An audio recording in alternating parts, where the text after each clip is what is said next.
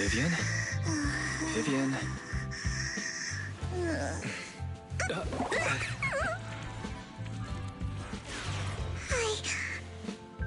I didn't disturb your sleep, did I?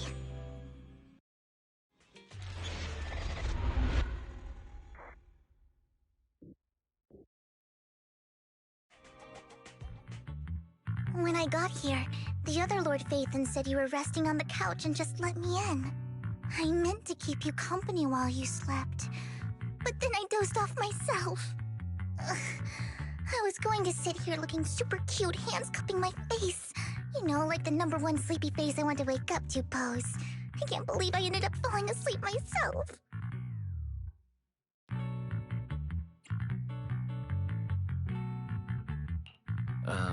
Vivian, are you sure you're awake? That sounded like sleep talk. I'm sure sleeping in that position couldn't have been comfortable either. No, Lord Phaethon. I was just worried that I had disturbed your rest. Just being able to see you sleeping peacefully is already the highlight of my day. No, my entire month. Though it is a bit late, but... Good morning, Lord Phaethon. You're here super early today, Vivian. Is there something urgent? Mockingbird's death has stirred up quite the storm. I took some time to gather intel. It seems someone deliberately leaked the story that Hugo is an illegitimate child of the Ravenlock family, but I haven't found the source yet. Could it be Hugo's uncle, Hartman? Maybe he's trying to turn people against Hugo and Mockingbird by playing the illegitimate child card. I suspected that too. He could be using Hugo's background to make people believe Mockingbird is just another Top's pawn. To the upper class, Mockingbird may be insignificant, but it has a loyal following among regular folks. But after some digging, I was surprised to find that the public isn't turning on Hugo. They're actually starting to see him in a better light. Some people feel bad for him, some relate to his struggles, and Hartman's the one getting all the heat. Public outcry against Hartman is growing, with many believing he murdered Hugo for his own selfish gain. Tops is hosting an industry summit this week, a responsibility usually handled by the Ravenlocks. But my sources tell me another family has taken over this year at the last minute. If I'm not mistaken, Tops is intentionally keeping its distance from the Ravenlock family due to the current public sentiment.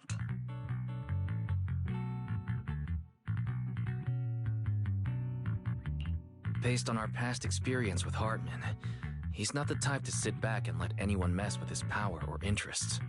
And that's what worries me. Hartman, in all likelihood, must have taken the sacrifice core.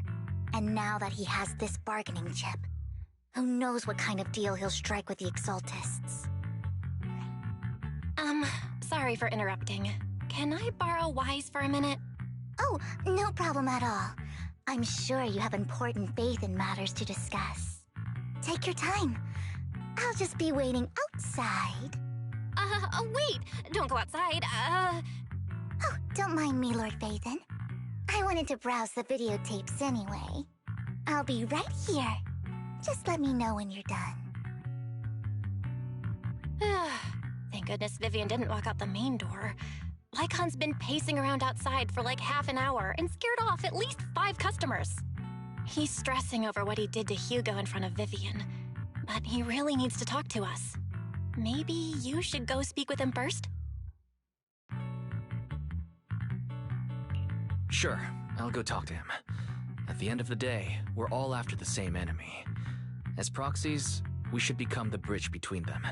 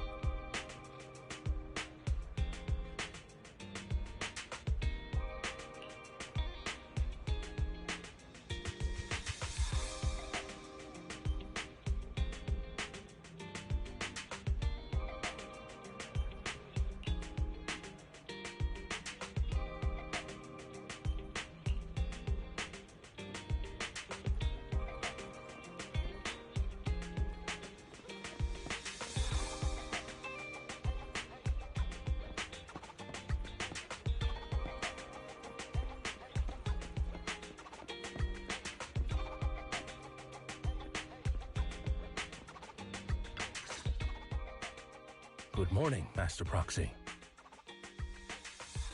Good morning. Belle just let me know you wanted to talk to us and Vivian about something? Yes, it's an urgent request from the mayor, one that directly affects New Eridu's safety. However, before we get into the details, as a former member of Mockingbird, I'm concerned about Miss Vivian. Hugo made many mistakes and betrayed the principles of Mockingbird, but I'm certain he didn't intend to put Miss Vivian or you in danger. I don't know Miss Vivian very well, and I was the one who took her companion's life. I might not be the right person to comfort her, but I hope she doesn't regret the choices she made or lose faith in the path she chose.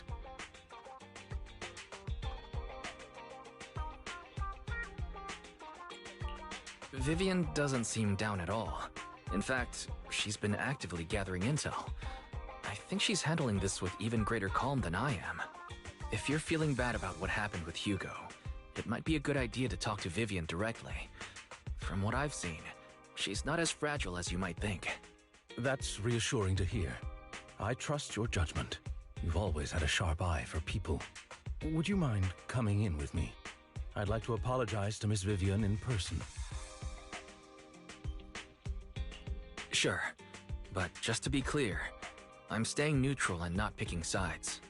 You both have your own stance on this. As a proxy, I'll do my best to help facilitate honest communication. I respect that. Thank you.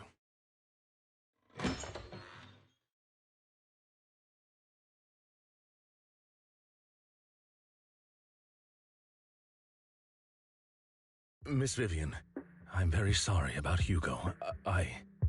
You don't have to explain anything. I'm also part of Mockingbird. Mockingbird stands on more than just gain, so it won't fall when fortunes shift. Hugo had his fixations and ambitions. I also have things I must see through. I'm determined to get to the bottom of the Exaltists and the sacrifices. Miss Vivian, as a former member of Mockingbird, you have my deepest respect. You have my word, whatever comes next. I would never harm you or Master Proxy. As for Hugo, please accept my condolences. Condolences? That's not necessary. Mockingbird has plenty of tricks up its sleeves. This isn't the kind of act that ends so easily. Wouldn't you agree? You're right. I'm glad you guys are on the same page, but why do I feel like I'm being left in the dark? Master Proxy, I believe we all share the same goal. Uncover the truth of the Exaltists and the sacrifices. The mayor has tasked me with inviting you to take on this mission, and hopes we can work together moving forward. If the mayor wants to work with us, I trust he will demonstrate his sincerity in kind. Mockingbird will not serve as a pawn for the powerful. That will never change. Of course. While the mayor cannot handle this personally, he will make sure we have all the intel and support we need. Miss Vivian, I know you have your own intelligence network, but for some high-profile shady dealings, perhaps the mayor can provide you a different perspective. Please, take your time to discuss. If you're open to collaborating, I'll set up a call with the mayor so he can speak with you both directly. Belle, Vivian, and I need to think this through carefully with everything at stake. It's not a decision we can make lightly. Of course, I completely understand. When you've made up your minds, you can find me at the Ballet Twins.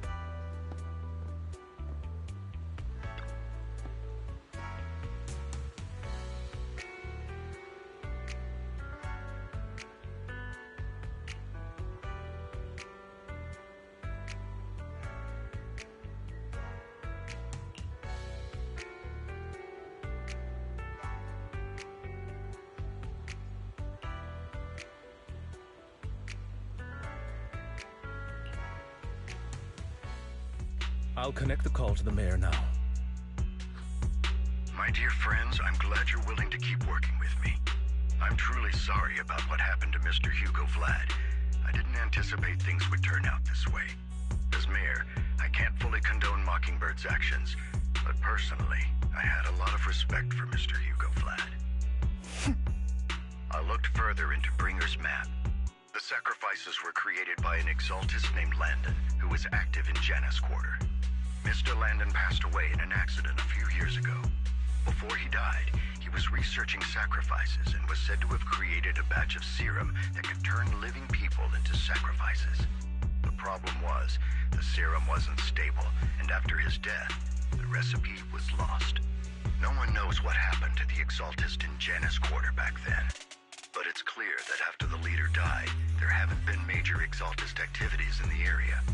Bringer's map marks the locations where the exaltists' most successful attempts at creating sacrifices were. The leader of the exaltists in Janus Quarter died a few years back. They haven't been active since. Could it be that Hartman was just acting on his own? Unfortunately, that's not the case. My sources confirmed that Hartman had been secretly in contact with someone, and they only meet inside the Hollow. Is it possible it's someone from TOPS? TOPS is a huge alliance of corporations. They wouldn't bother getting their hands dirty. Instead, they just sit back and reap the rewards. Everything Hartman is doing is to secure his place in TOPS and strengthen his power within the Ravenlock family. If my guess is correct, Hartman has gotten in touch with the remaining members of the Exaltists that used to follow Landon, helping them create new sacrifices. But what's in it for TOPS? There's no way the Exaltists would just hand over their secrets about sacrifices to Hartman, right? A sacrifice outbreak would throw the city into chaos. And that's when TOPS steps in, taking control of the situation on their terms. The public will see the mayor as incompetent, while TOPS comes off as the real protectors of the city. And when that happens, public trust will shift towards TOPS.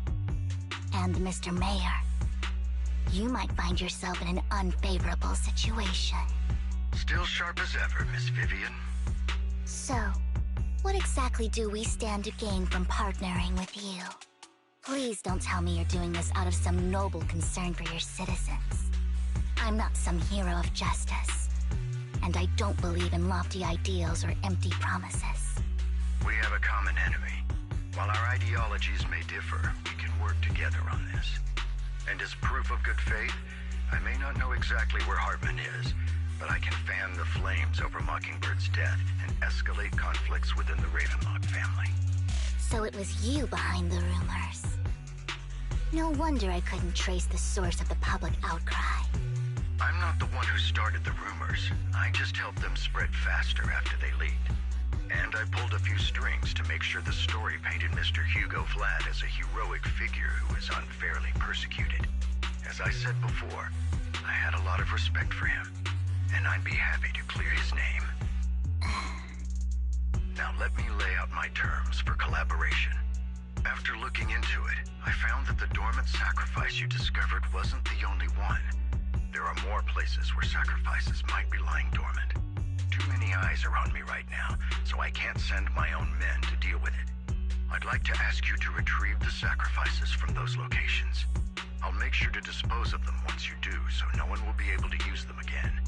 On top of that, I've asked a friend to help monitor your physical condition, and maybe even uncover more of your potential. Her research overlaps with your teacher's work. You don't need to worry about her capabilities. She's a Void Hunter rank special investigator. Really? A Void Hunter rank special investigator is going to be assisting us? And she's involved in our teacher's research? That's right. She's heading to Janus Quarter for some business. I wanted to set up a formal meeting, but she declined.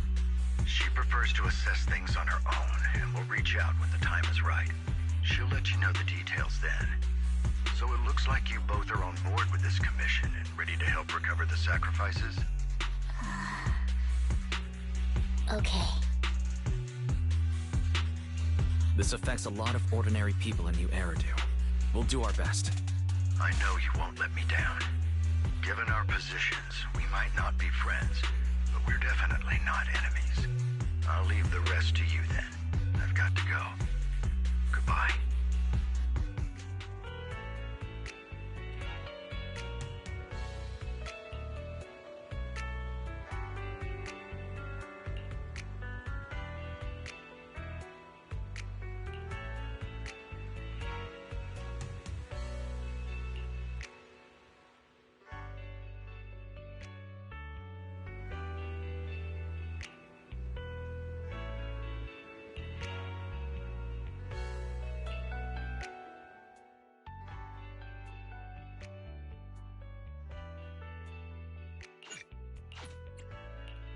I would never turn down Lord Phaethon.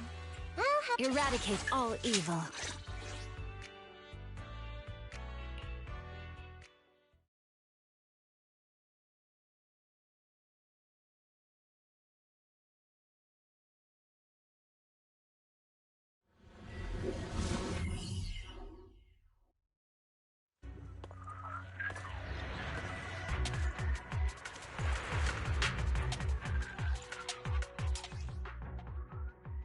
Lord Phaethon, thank you for trusting Mockingbird and me.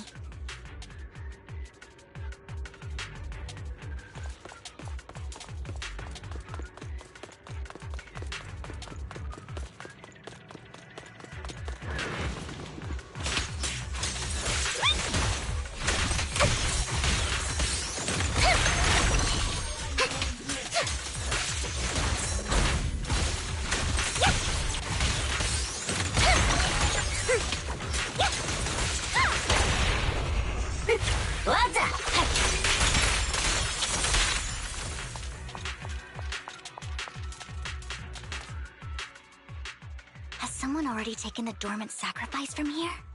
Or did the Exaltus decide to relocate it? No. If these dormant sacrifices aren't handled carefully, they could awaken and turn against anyone nearby. She wouldn't risk moving them unless it was absolutely necessary. Did she realize the mayor was looking into this?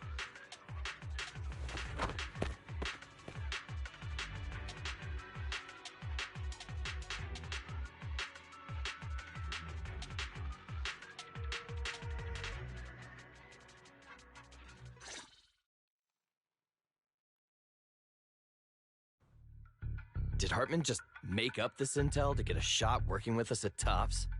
I've been walking around forever and haven't found a thing. The Ravenlocks have always been a shady bunch.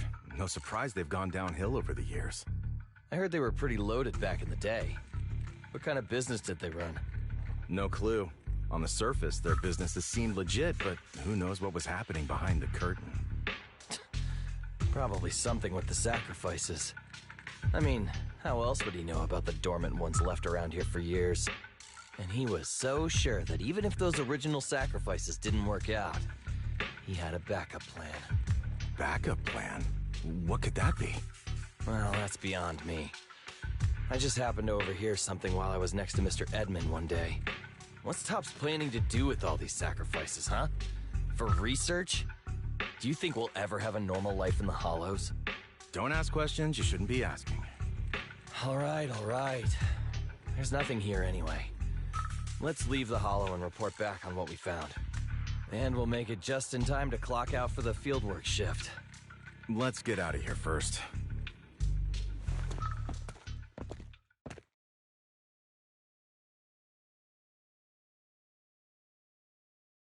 Hartman, that fool. He'll do anything to get into Tops, even if it means playing with fire. She's an Exaltist. Human lives have never mattered to her. The more people get dragged in, the greater the danger. Vivian, you seem a bit frazzled. Who's this she you keep bringing up? I apologize for losing my composure. Please don't mind me. The she I'm referring to is with the Exaltists. Someone I have a history with. That's why the moment I heard about the sacrifices, I felt compelled to uncover the truth. I never meant to hide anything from you.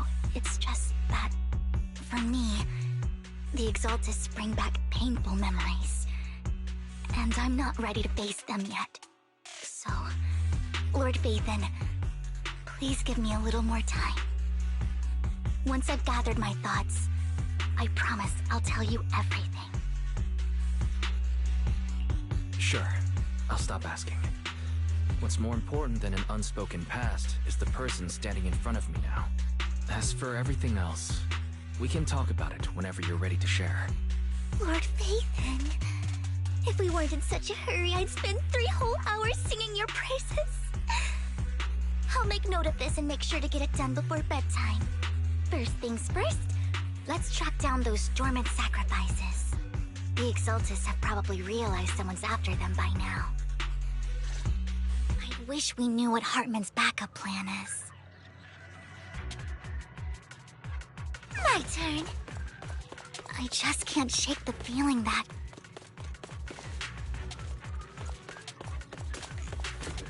something bad is about to happen.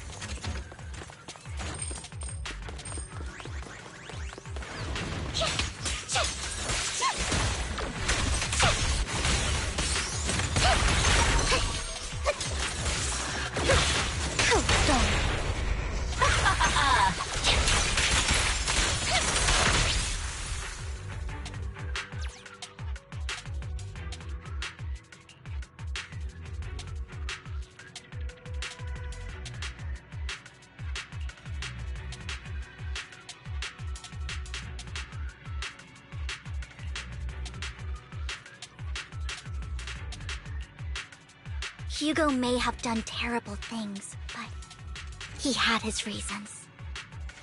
Oh, I forgot the next. Oh. Mockingbird might be seen as the bad guys by a lot of people, but...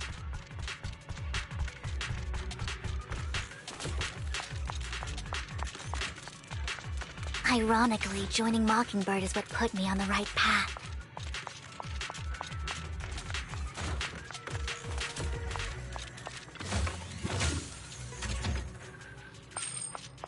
For the first time, I'm needed for more than just my curse.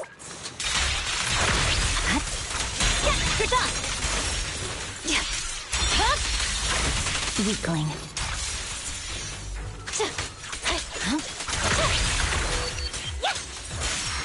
Nothing here either. Are we too late?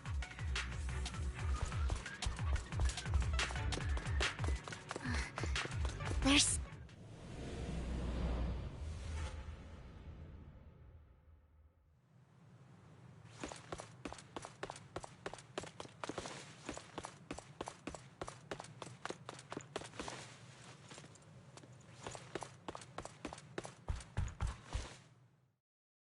I knew it was you, Vivian. Camille, what are you doing here, sis? Are you destroying the dormant sacrifice? Vivian, don't call me sis. I'm not your sister. Are you trying to stop the Exaltists? I never left the Exaltists. You know what Landon did back then! Lord Landon did it for the Creator. His methods may have been extreme, but they were necessary. Back then, you walked away. You should do the same now. We didn't meet today. Take your friends and leave. What's wrong? Are you being forced into this? I can help you. Help me? Like how you helped her? Vivian, you're crying. You see me, don't you? No, You haven't changed a bit, Vivian. No need to hide your tears. I know exactly what's ahead for me. You've made your choice, and I've made mine. One last piece of advice. Stay out of this. She loathes you. I won't tell her we met today. Don't show yourself around us again. Camille!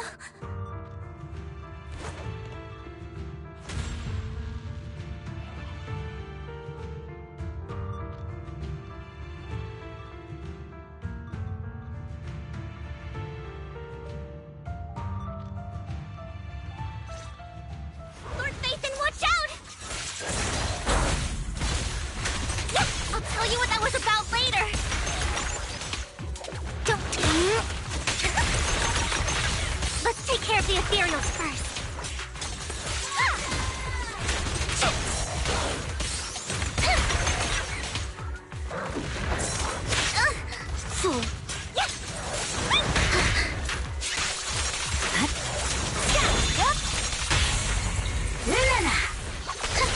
of my sight. Danger. The cold is silent.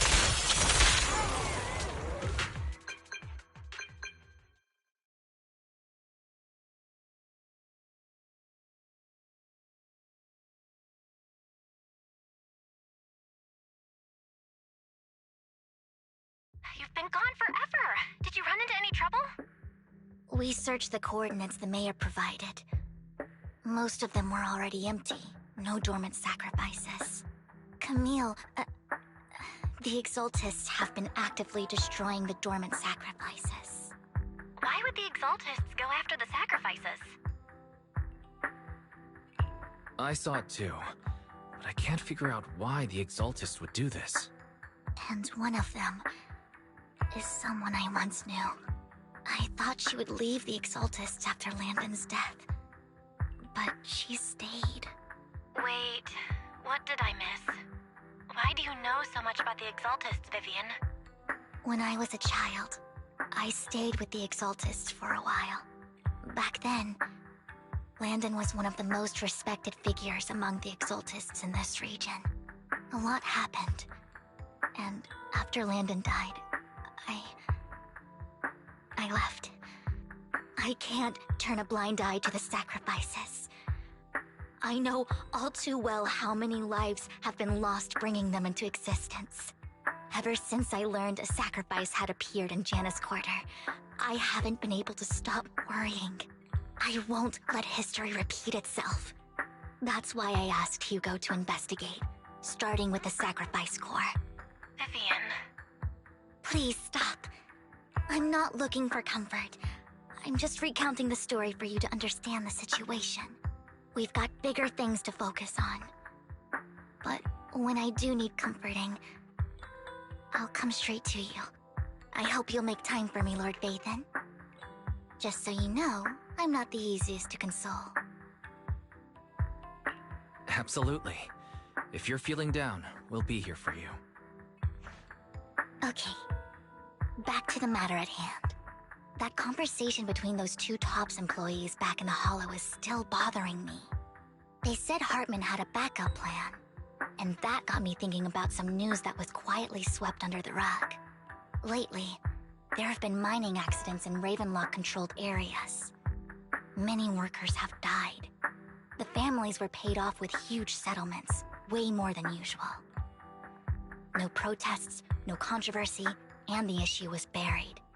But considering the Ravenlock's financial position, why would they be so generous with payouts?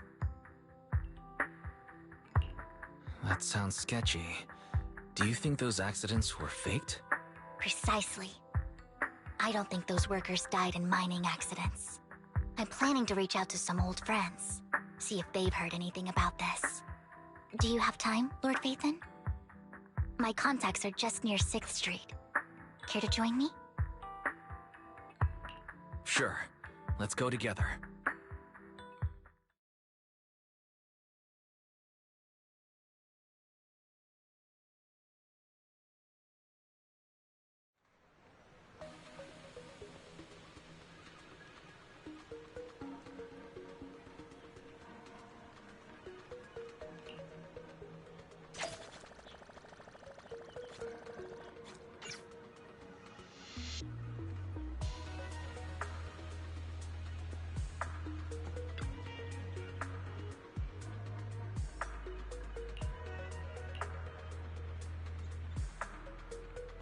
An old friend of mine said she has some new intel.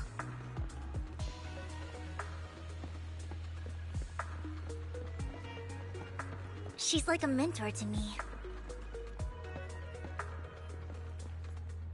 I learned a lot about data scraping on the internet thanks to her.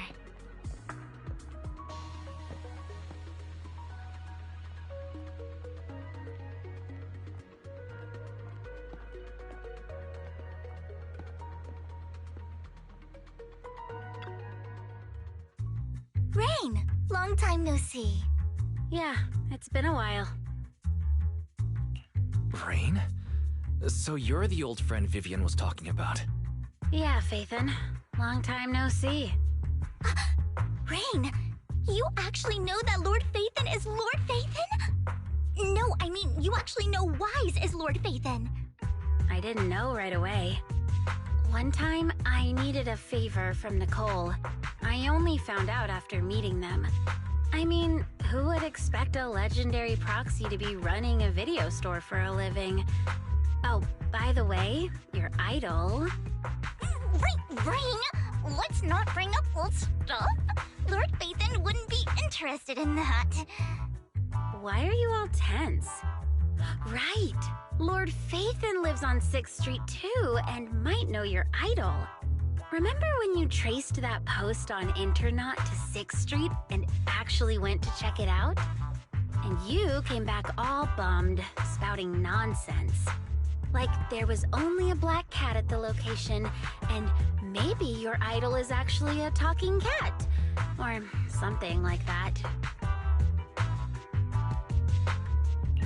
I think I know that black cat. It hangs around our shop now. Lord Phaethon, please, let's drop this topic. Come on, Vivian. It's been years, and you still won't say who your idol is. If you'd just let me, I'd have tracked them down ages ago. I get it. You want to find the person who's important to you on your own. But you've tried so hard already. It's okay to lean on me a little, you know. I'm sure your idol won't hold it against you. I shouldn't have come to see you. Huh? What's wrong? Rain, Vivian said you might have some intel for us. Should we get into that first? All right, let's get down to business. Here's something I'm pretty sure about. The Ravenlock family's claim that those missing workers died in an accident? Don't buy it. The last signal from those workers was near the Hollow. Then communication went dark. I think they were taken into the Hollow. And yesterday, I picked up that the Ravenlock family secretly hired some people to search the Hollow's perimeter. I caught a weird distress signal from someone and managed to track down the source. When I tried to reach out, the signal cut out completely. The last trace of the signal was near Lumina Square.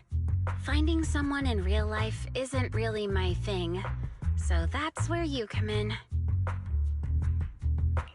Okay, we'll take a look around. You just said this is something you're sure of. Do you have anything you're not so sure of? I dug up some info online, and one thing stood out. A few days ago, there were some creepy sounds coming from an abandoned warehouse by the port. The place was locked up, so no one could see what was happening inside. Not sure if it's related to your search. If you don't find anything useful around here, it might be worth checking out. Well, that's all I have for you. Thank you, Rain. Don't get all emotional on me now. I'm just helping out a friend. This one's on the house. Consider it payback for the favor you did me last time. But if you still want to find your idol, hit me up. I've been curious for what... Alright, don't worry about it. I'll manage it myself. Stop being so nosy, Rain. Nosy? Nah, just professionally curious. What kind of person is worth all this searching, huh? But honestly, whoever they are in real life, they've become a part of you. You've come a long way in this search, Vivian. I much prefer the person you are now. So if you find this person, don't chicken out. Go meet them. People will appreciate you for who you are.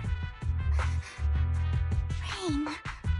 I might not care about the real world or what it'll be like, but I hope everyone I know can live a good life. I'm counting on you to save the world, guys. All right, I have other business to take care of, so I'll leave the rest to you.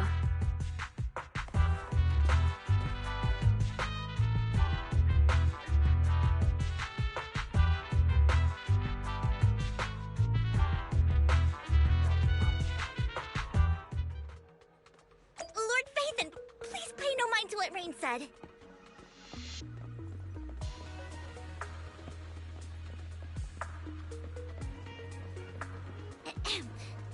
guys up ahead.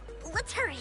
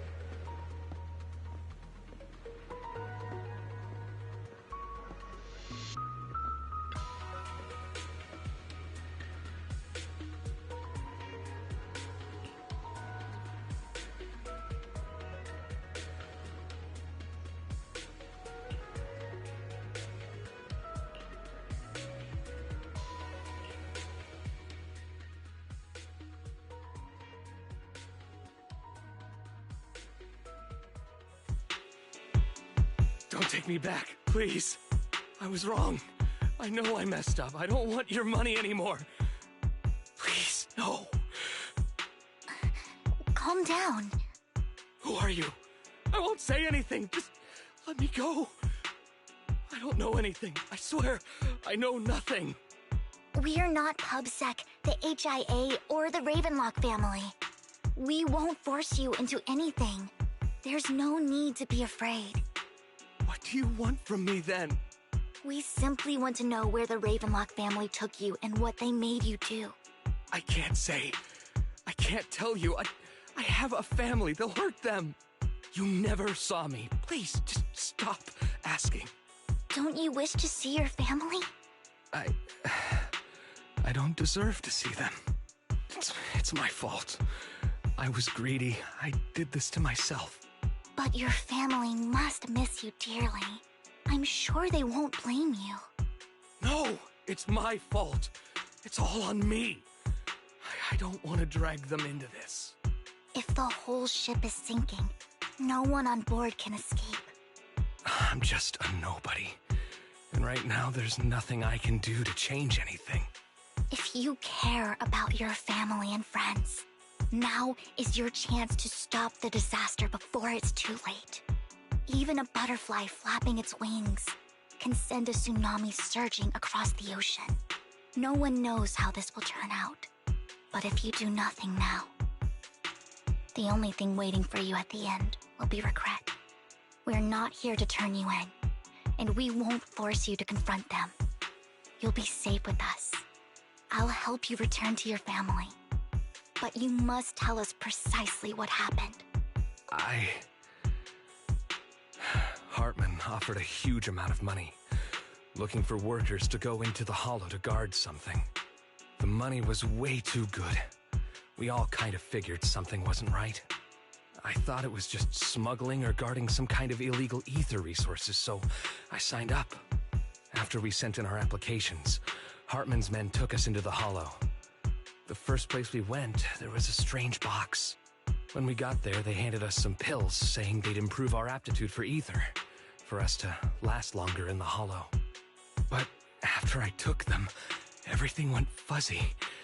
Something was definitely off about those pills. When I woke up, I saw my coworkers dead in front of me. And there was blood all over my hands. They said something about me being a good experiment, moved me somewhere else, and locked me up. They wanted to inject me with something. I got scared and didn't know what was gonna happen. But then a blonde guy found me, gave me a carrot, and let me go. So I escaped. I didn't want to kill anyone. I don't know. It wasn't your fault that your coworkers died. You were just a tool in their hands. Do you remember the place they first took you? Do you know what was in that box? I only remember the first place was like a rooftop. I think it was on top of a tall building. What exactly was in that box? I can't remember. I'm not lying. Those pills they gave us, they make you hallucinate. I took just one and my mind felt like it wasn't my own. My memories turned into a blur. I'm telling the truth. I'm not trying to run from my mistakes. I just really can't remember what happened. I know you're not lying. We'll arrange for your protection. You can rest easy and recover, and your family won't be dragged into this. Once this is all over, you will be able to reunite with them.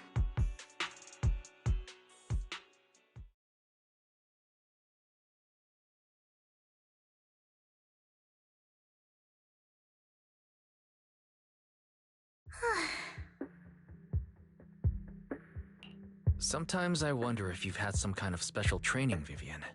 No matter who you're up against, you seem to analyze the pros and cons and make a judgment in no time.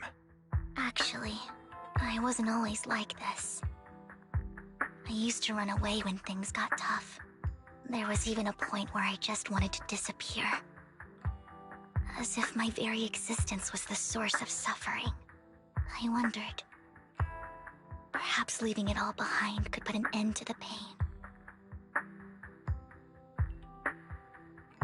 It's hard to picture that. My first impression of you was pretty, assertive. Well, I was on a mission at the auction when we first met.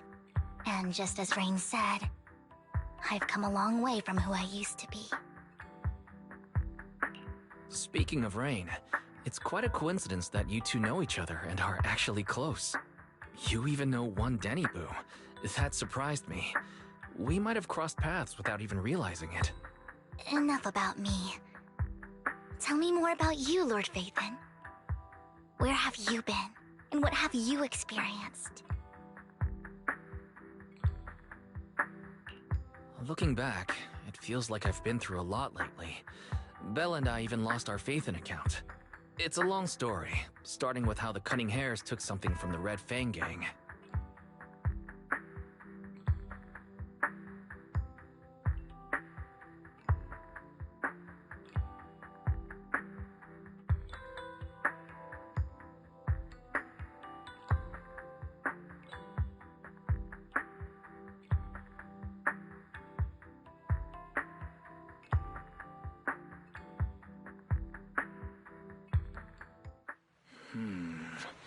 It should be around this area.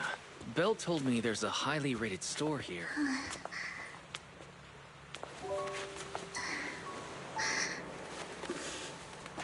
Lord Phaethon! What's wrong? I've seen that black cat on 6th Street. That harmonica in the outer ring you mentioned. I've heard it before, too. I've even been to the monument outside ZZZero. But none of that was a coincidence. It was me.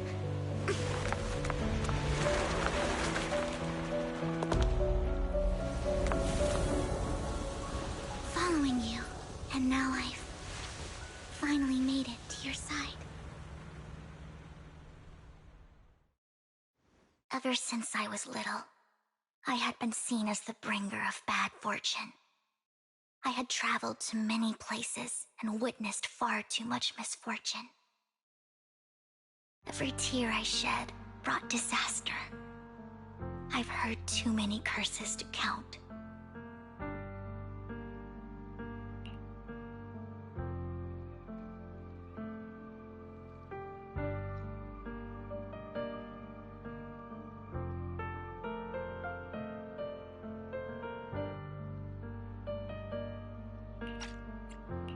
I loathed my tears as much as I despised my own existence. Wherever I stayed, tragedy followed. I had roamed too many places, and each time, it ended the same way. I didn't know where I could go anymore.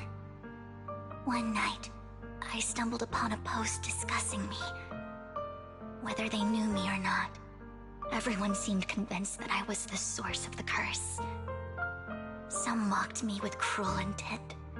Some wished I would vanish, and others speculated maliciously. It really seemed that my very existence was a disaster. In that moment, as darkness enveloped the city, I saw lights flickering to life all around New Eridu. So many lights, and not knowing where to go, I thought, if only I could disappear into those lights. I made up my mind, and right then, my phone rang. I decided to take one last look. I wanted to know who left me my final message from this world. It was you, Lord Phaethon. Huh? Me? Yes. And I checked with the other Lord Phaethon. You were the one using the account at that time, but I know you probably don't remember it. After all, it was just an ordinary day, with an ordinary post and meaningless comments online. But for me, it was the night I finally realized where I could go. I wanted to walk the paths you had walked, see the sights you had seen.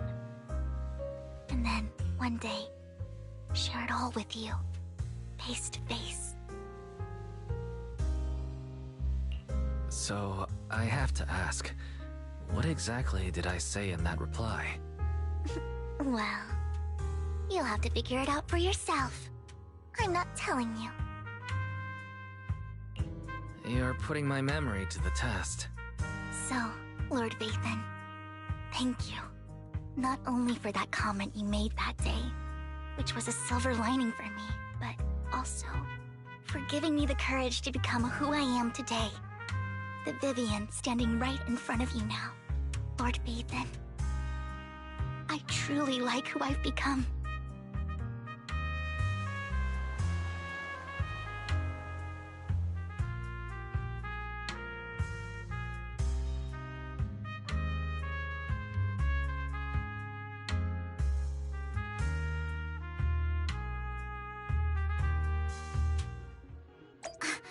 Lycon just sent a message. There's an update.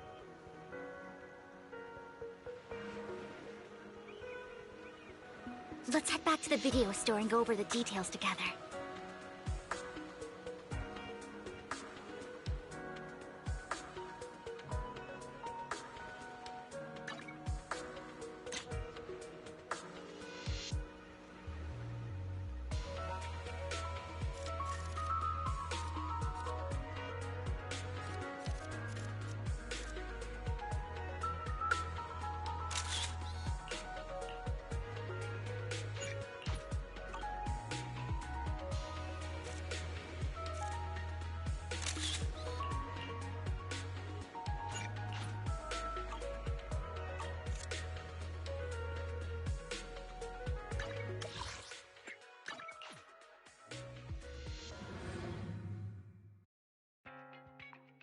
Wise, you're back.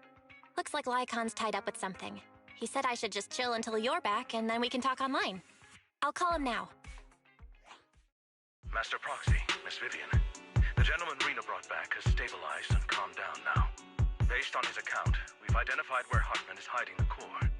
He also mentioned that Hartman plans to trade the core with a group of people. We suspect that this group consists of members from the Exaltists. I knew it. Now that we have the location, it would be splendid if we could seize the sacrifice core before they do. Precisely. We hope you can head to the location as soon as possible to secure the sacrifice core. All right, we'll get there right away. I have other matters to attend to, so I'll leave the retrieval of the sacrifice core in your capable hands. The mayor's friend that he mentioned before will also be assisting you this time. The target coordinates have been shared with her, and she'll meet you there. Please ensure your safety, and I wish you all the best.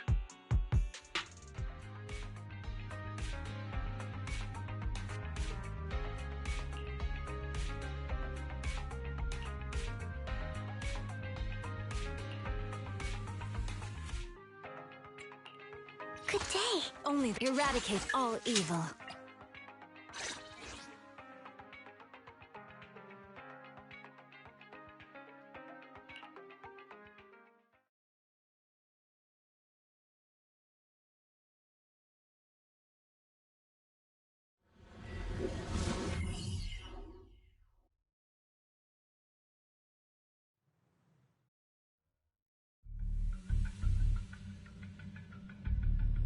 Where's the sacrifice core? Camille, you really think I'd stroll around with something this important? Plus, even though the Ravenlocks and the Exaltists have been working together for ages, I've hardly even met Lady Dina. I'm the one offering the sacrifice core here. I'm curious what Lady Dina's got lined up for me in return. I'm just here to verify that the core you mentioned is real. Once that's sorted, Lady Dina will give you a proper response. Our partnership isn't just talk. We need to be sure you have what we need before moving forward. Sure thing. I'll take you to where I keep the core. Once you verify it's legit, have Lady Dina come over. We'll lay everything on the table face to face. All right, lead the way. It seems Hartman is trying to bargain for more. What a greedy and insatiable man. It's just that... why would they only send Camille for something as important as the sacrifice core? And I can't shake the feeling that Camille doesn't want Hartman and Dina to meet. Why is that? So this Dina they were talking about, is she the leader of the Exaltists? Kind of. Lord Vathan, I really think we should hurry. We must get to where Hartman keeps the core before anyone else does.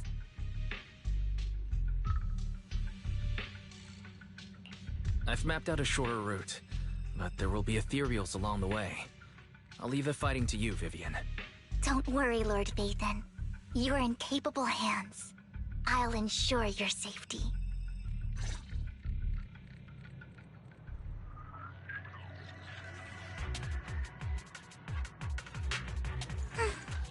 Weather's nothing.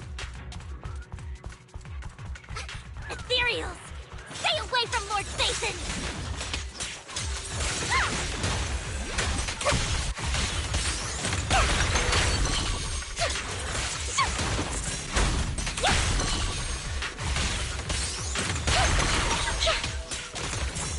Wait for me.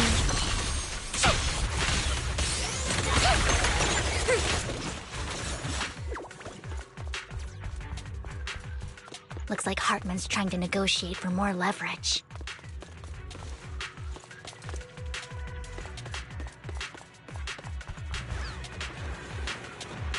Let's get out of here before we're spotted.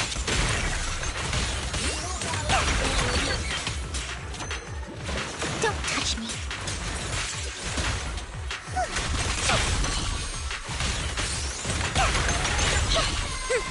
Let's keep moving, Lord Phaethon.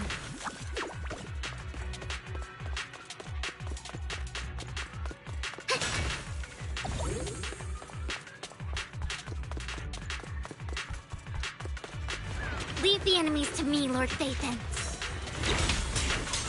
You're done.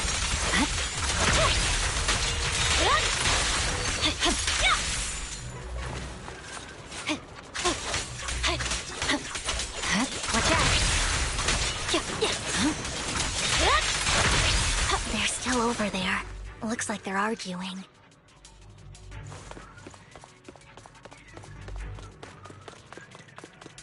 This is our chance. Let's hurry.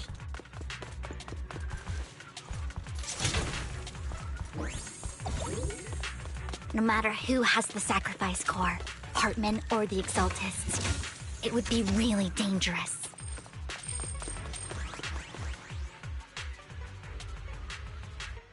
Hand over what's in the box. Or we do this the hard way.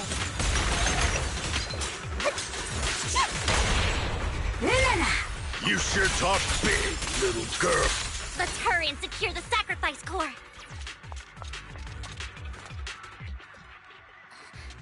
Lord Phaethon, the box is empty. So Hartman never kept the core here to begin with? How did you even find your way here? Where's the core in the box? What did you do with it? You call this keeping the sacrifice core safe?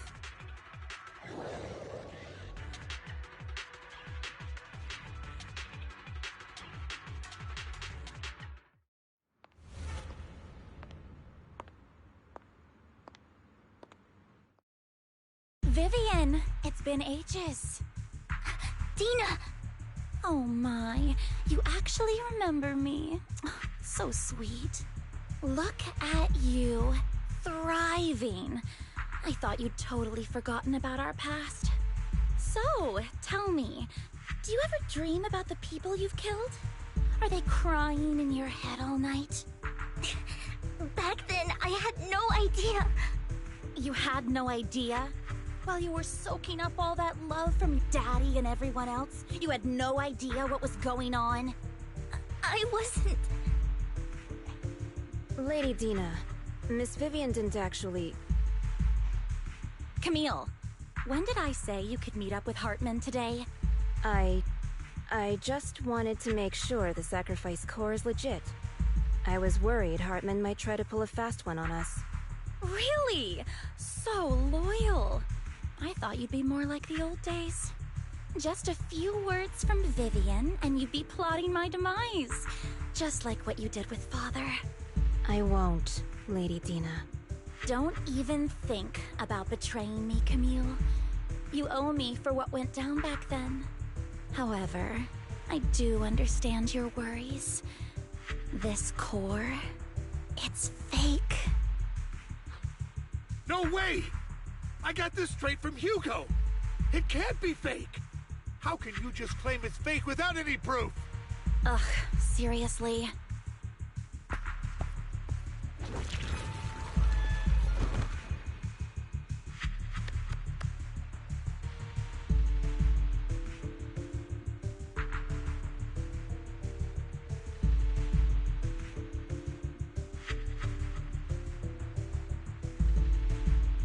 The sacrifice core can max out the ether particles within human bodies in no time at all. But look at your little subordinate. How uncouth. He's making noises like some animal. Can you shut him up? So annoying. The masterpiece Father made for the Creator? Isn't this worthless piece of junk you're holding? So, the real core. Vivian, where do you think the sacrifice core is really at? I don't know. If I knew where the real core was, I'd destroy it without a second thought. Dina, you understand what the sacrifices are. And you know those who were blessed should not have to endure such horrors. Oh, they shouldn't have suffered those horrors. Weren't you the one who decided if they'd be blessed or not? If it weren't for your tears, how would they have encountered such misfortune? How self-righteous, Vivian. Their fates were in your hands. It was you who brought disaster on them. Landon just needed an excuse. He needed someone to blame. Whether I shed tears or not, he'd treat living beings as mere subjects for his sacrifice experiments. Dina, you know all of this. Landon even went so far as to sacrifice you. Shut up, shut up, shut up! Father did it for his great cause. Vivian, why do you always mess everything up for me? Everything! You did it before, and now again! You just had to ruin my plan. I was so close to fulfilling Father's last wish. If you don't give me the sacrifice core, be prepared to become food for the ethereals. I told you I don't have the sacrifice core. Otherwise, I would have destroyed it already. Lord Phaethon, find the right moment to retreat. She can be quite unpredictable when her temper flares. Oh, really? You don't have it? Then I suppose there isn't a reason to keep you alive.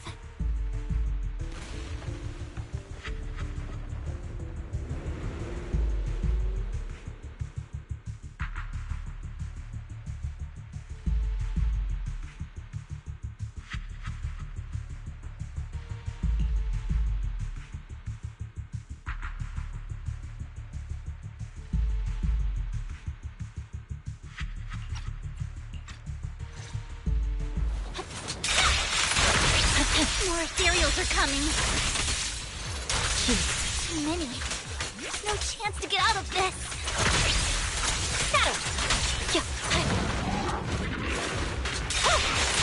You better not get my dress dirty.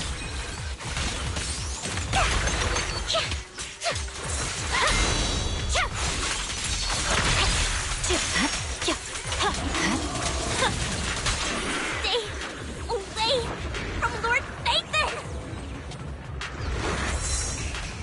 There are so many.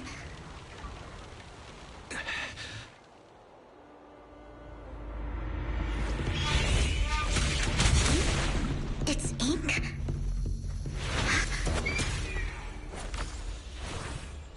Shun Palace, good fortune, closed gate, safety. What? An evil miasma gathers here. Another place of conflict. If you wish to avoid disaster, then head southeast.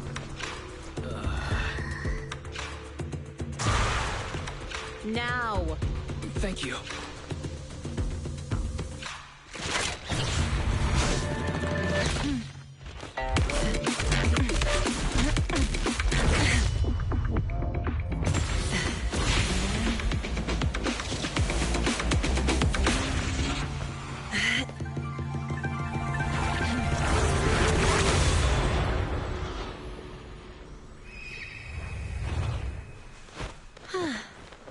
Finally, peace and quiet.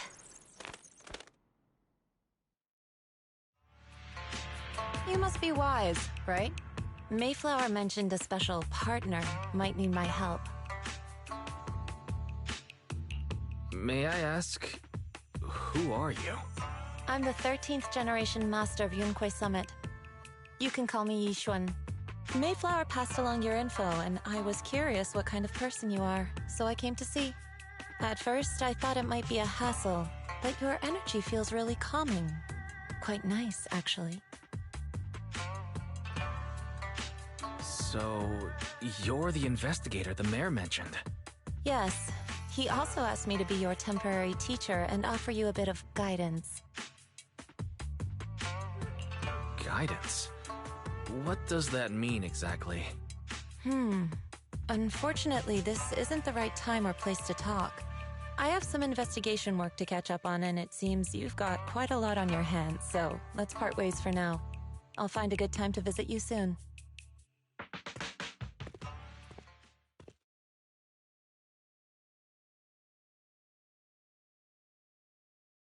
I'm so sorry, Lord Vathan.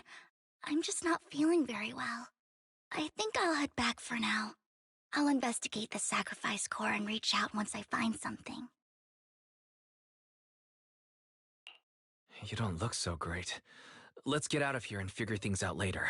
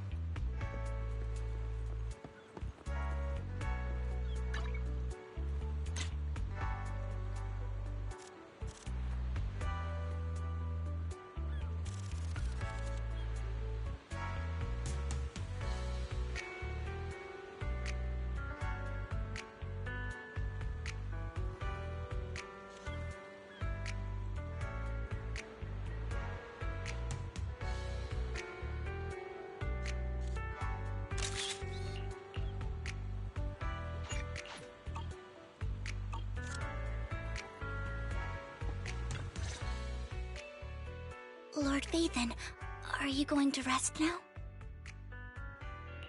I can head back later, Vivian. You seem a bit off since we left the Hollow.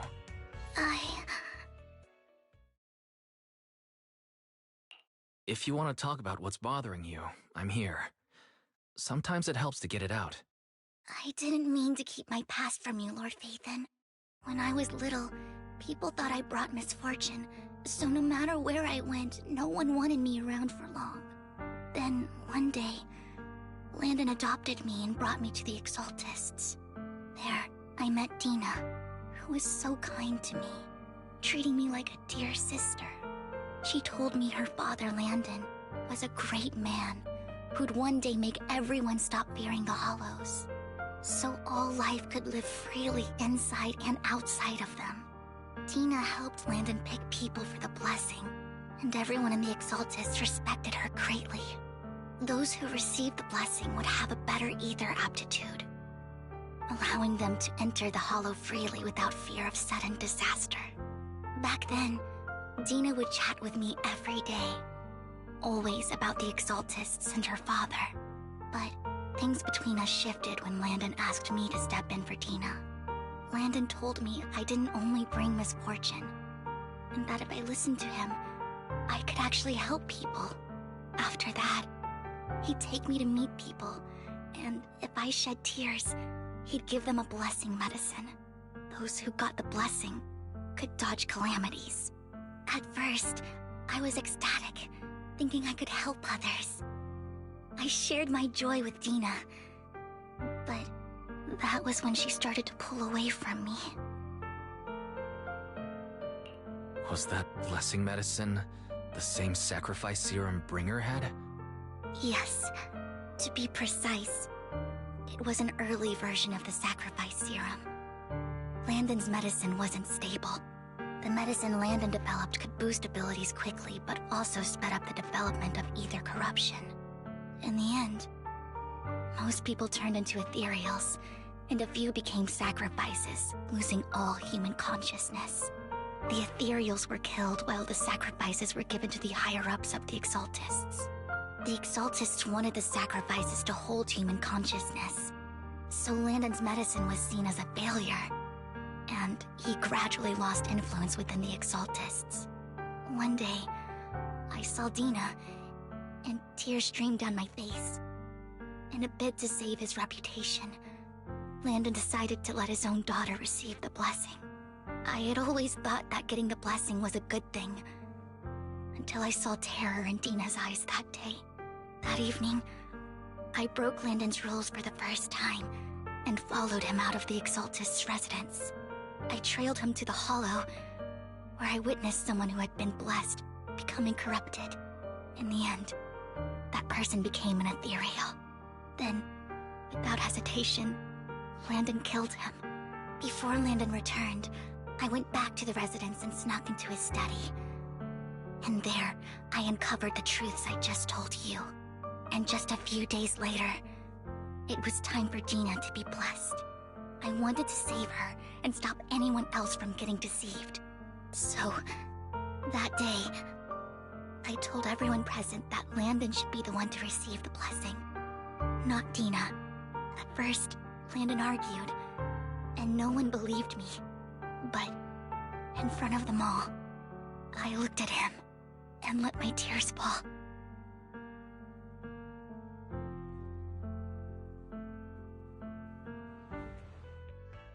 Lord Landon, please accept the blessing. Vivian, you... Why won't you accept the blessing? Were you lying to us? Ungrateful fools! You have no use anymore! Liar!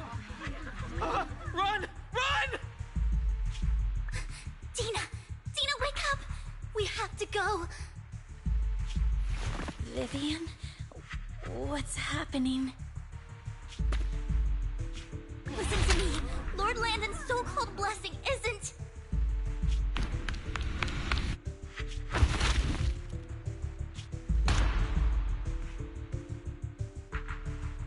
Father!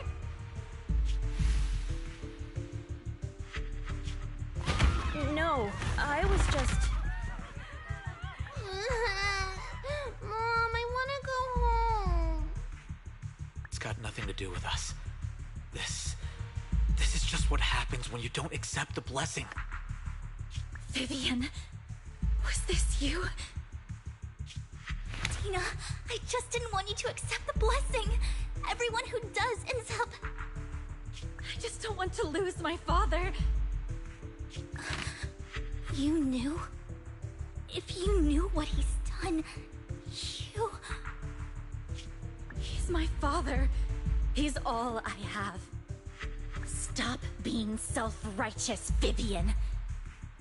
You only ever bring misfortune.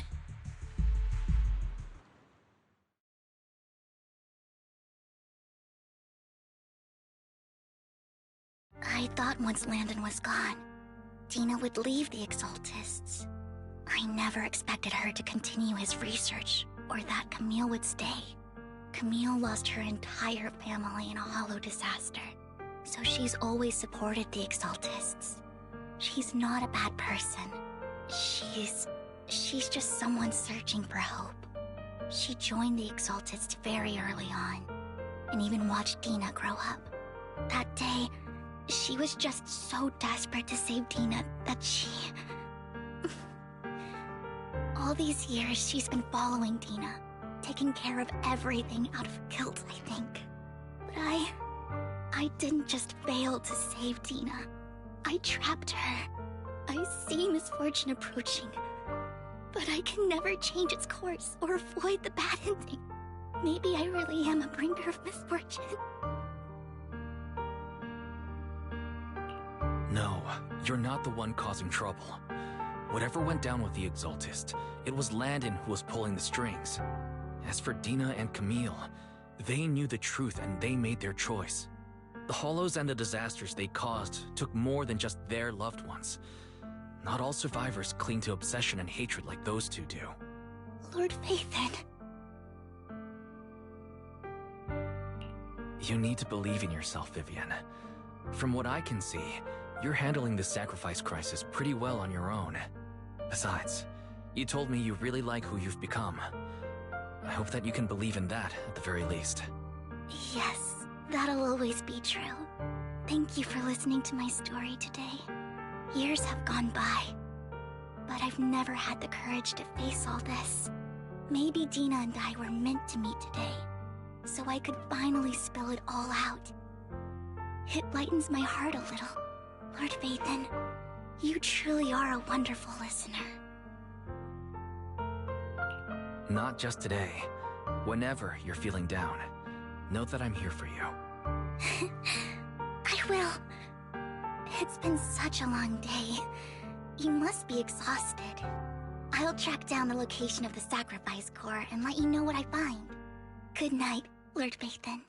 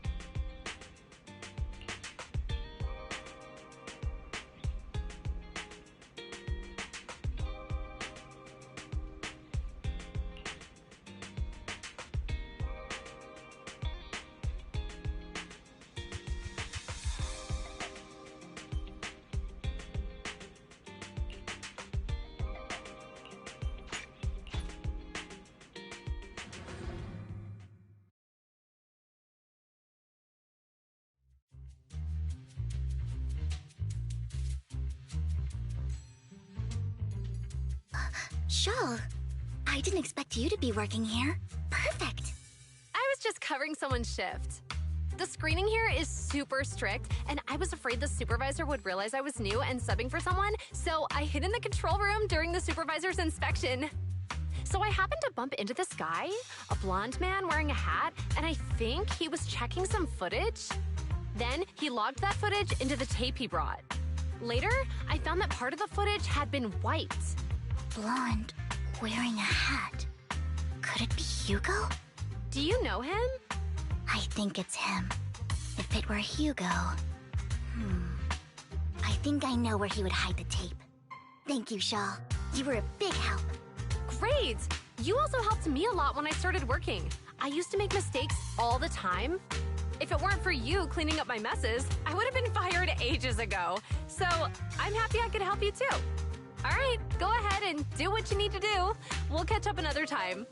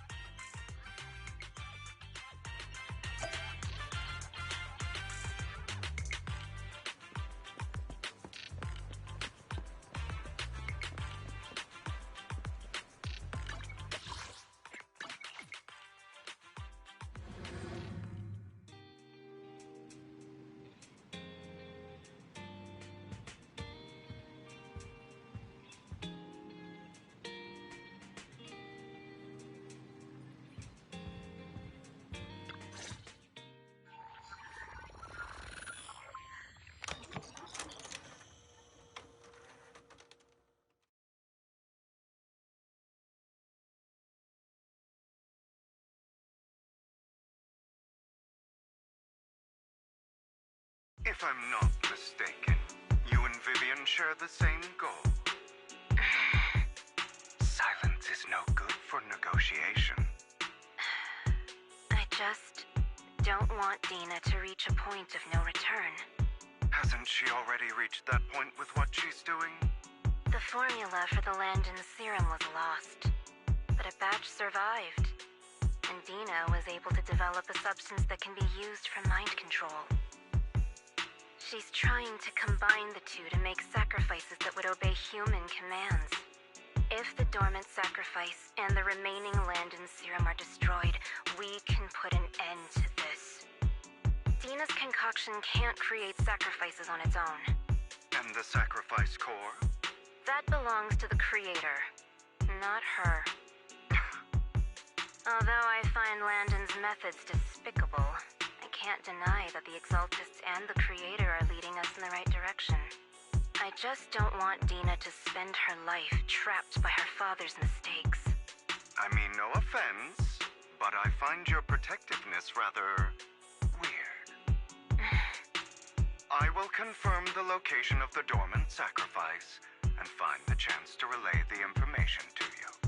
I do not want any of my people to be going into danger. As for the sacrifice core, I can only guarantee that it will not fall into her hands. As for how things will ultimately play out, the creator will guide me.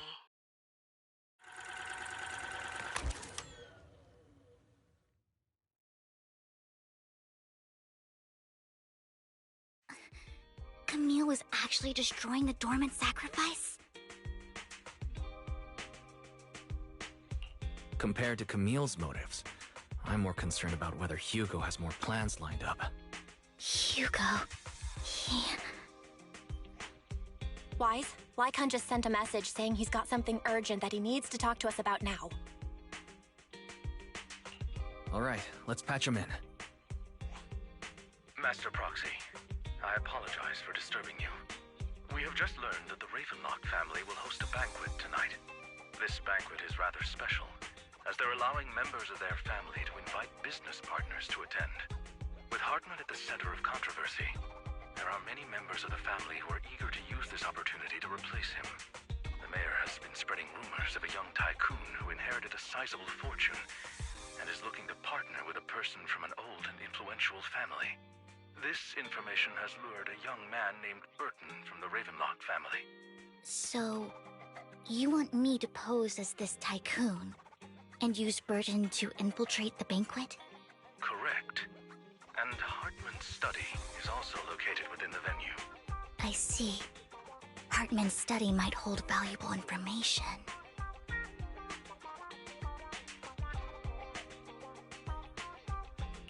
It seems like there's nothing left for me to do. You can attend as her +1. +1? Lord Phaethon, please go with me! Master Proxy, it seems Miss Vivian requires your presence, so...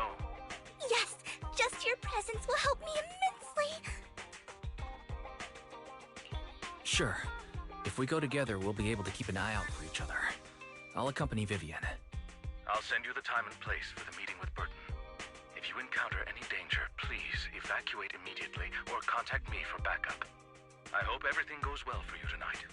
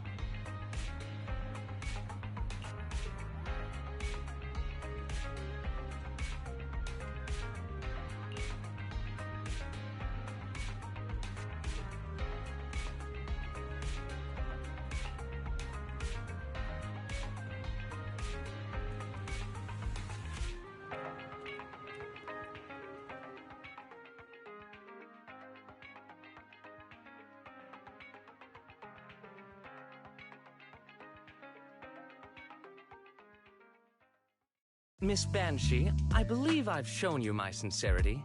Now how about you? Sincerity? My presence here is a show of sincerity. If we're to work together, Miss Banshee, you should drop your pretentious act.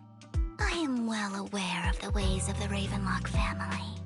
If I were to come empty-handed, I probably wouldn't even be able to make it out the front door tonight. Since I agreed to come with you, and even brought along my most precious companion, does that not show my deepest sincerity? No need for such an off-color joke. Our door is always open for those coming or going. We both know what's what, so let's cut the small talk. I know far more about how the Ravenlock family made their fortune than most here. I am also well aware of why Hartman, despite such a massive scandal, still remains in power. Oh? Do tell. Exaltists, blessing, sacrifice, Landon. Where would you like me to start? How did you know that? No, who are you? Don't be so tense. If I'm not mistaken, it's about time the banquet began. My companion and I are practically famished. Is this how you treat your guests? By letting them starve? Perhaps when we've had our fill, we'll remember where the sacrifice is hidden. You know where the sacrifice is? So, can we go get something to eat now? And I'm also looking forward to receiving a special dessert from you. We can discuss what you wish to know while we enjoy dessert. Of course. I wouldn't let such an important guest discuss matters on an empty stomach. As for dessert, I will prepare it myself, and I guarantee it will satisfy you. I'll come find you later. I wish you a pleasant evening.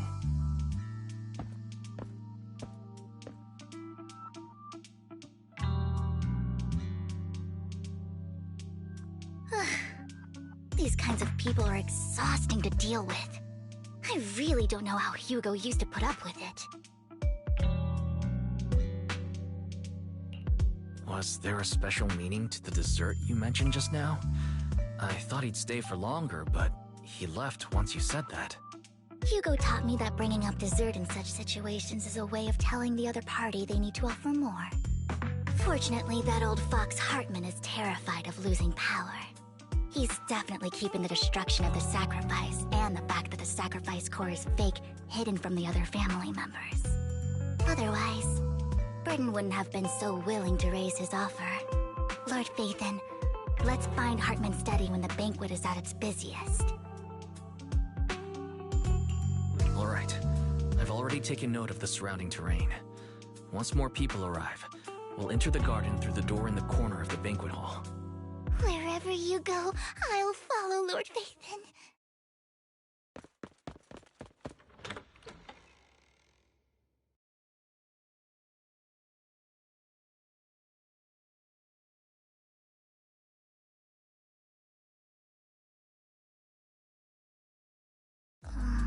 Isn't this going a bit too well?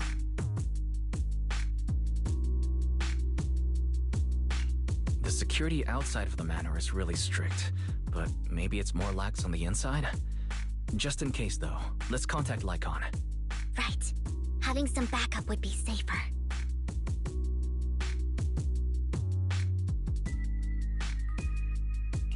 Let's check Hartman's recent correspondences for clues.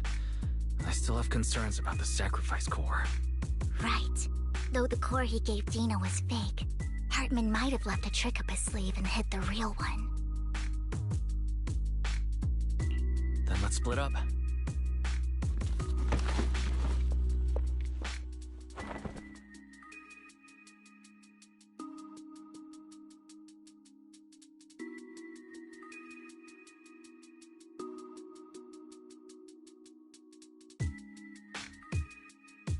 Esteemed guests, is the catering at the Ravenlock family banquet not to your satisfaction?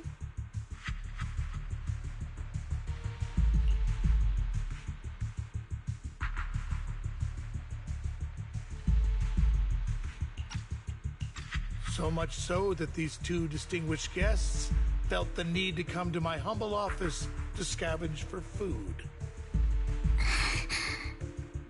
Don't want to come out? Well, after all, you don't have long left. Burton, that greedy idiot, fell for the mayor's trap. But I never expected that he would bring you into my territory. I suppose I should thank him. Otherwise, I would have had to go to great lengths to eliminate you. Vivian, Phaethon, give Hugo my regards. Tell him I shall be taking the wealth and power of the Ravenlock family for myself.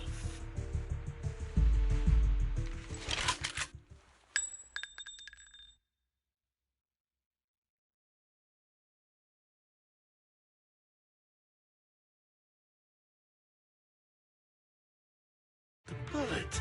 How?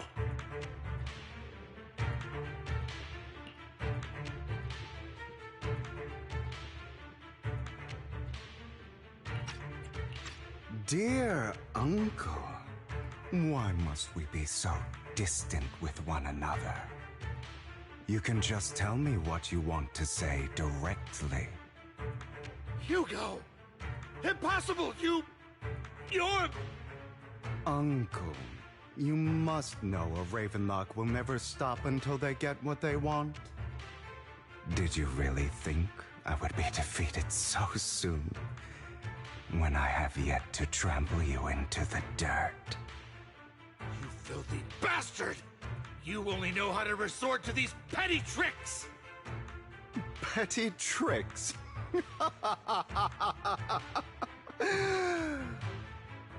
Perhaps you'd like to know what I managed to accomplish using this faked death of mine.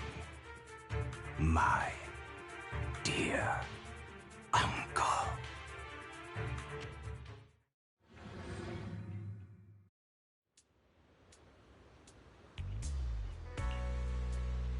Faking my own death. Hope it's all worth the theatrics in the end.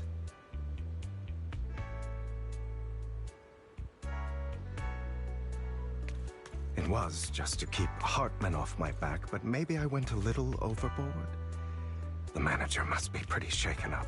I should apologize at some point.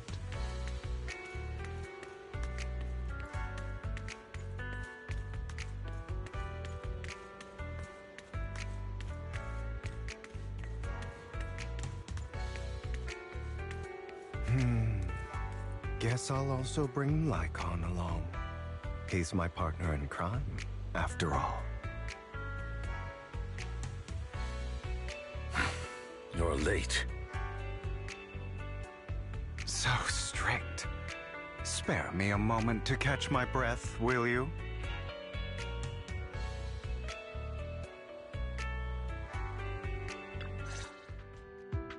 You're taking longer to rest than I expected.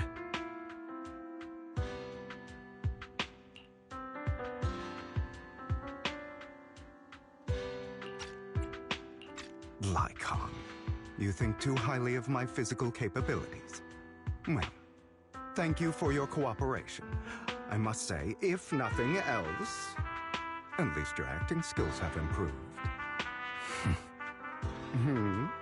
Why do you look so angry? You should be happy. We pulled that off together with flawless teamwork and managed to fool everyone. Drop your foolish facade. I'm glad you still remember the code we set all those years ago. And thank you for ensuring your sleight of hand didn't deteriorate. Oh, right. I should also thank the blood bag hidden in my clothes and our other props. Do you remember when we last used this trick? It was probably ages ago. Sometimes I really don't understand you. Have you never thought about what the consequences would be if I didn't understand your code? If I decided against helping you? Or if I just couldn't control my strength properly? You'd understand it. Of course. If things really did go awry, I had alternative plans. You wouldn't be so arrogant as to think I'd bet everything on you, would you? You're insane. Aw, I'm flattered. So what exactly is the purpose behind all this? Surely after going to such great lengths to erase your own existence, you don't just plan to hide here and reminisce about the past with me. Don't try to brush this off. I've already helped you enact your plan. Tell me the truth. Don't get your tail in a twist. I have more plans that require your assistance, so naturally I would not hide anything from you. Simply put, as things stand, whether as Hugo Vlad or as Mockingbird, I am doomed to die. Seems you've made quite a few enemies. As a member of the Ravenlock family, I negotiated with Edmund and managed to obtain resources from Tops for my future plans. I also confirmed what attitude they held toward your master, the Mayflower family. Meanwhile, I used my identity in Mockingbird to strike a deal with Hartman and gather information on their collaboration with the remnants of the Exaltists. That's where I got my intel on what Bringer left. Oh, by the way, the crime declaration letter that your dear mayor received, that was also sent by yours truly. He's probably figured that out by now, right? Though I'm not sure if he told you. The mayor learned about the sacrifice attacks through his own means. He lacked an opportunity to take action. That warning letter was precisely what he needed. You aren't hopeless yet. How delightful. In short, I'm more well-informed than your lot because I get around, dealing with all these different important figures. But of course, it comes at a cost. It's only fair. After all, you can't hide the smoke from a wildfire. Rather than trying to carefully tame it and risk setting yourself alight, it's better to let it burn free. When I helped you put on your little act, killing you in front of everyone, you left the sacrifice core to Hartman. That was intentional too, then? Oh, yes. And it worked like a charm, didn't it? Now no one cares for me anymore, and all eyes are on Hartman. A perfect situation for keeping the Ravenlock family in check while dealing a cutting blow to the Exaltists behind them. Another crucial point is Vivian and Phaethon. I must sever any ties they have with me or Mockingbird. Although I feel bad for Phaethon about what happened, but it had to be done. That's the only way they would be safe, allowing the plan to continue. I noticed that you never turned your blade toward Master Proxy. So, those words you said back then were also... I will bloody my hands. I will carry the weight of my sins. I will become the Abyss. Obviously, it was all an act. My acting has always been impeccable, as you know. Hugo, you're taking such a tremendous risk. Why? Would you believe me if I said it's for justice? But unfortunately, it's not. I want revenge on the Ravenlock family. And I will make sure that despicable excuse for a human being, Hartman, suffers a slow, torturous end. Of course, I also promised Vivian that I would help her investigate the whole thing with the Exaltists. That's all. You don't look too good. Is it your wounds? No. This is the first problem I plan to resolve. Lycon, do you have a place that is sufficiently discreet, quiet, and can take a lot of damage?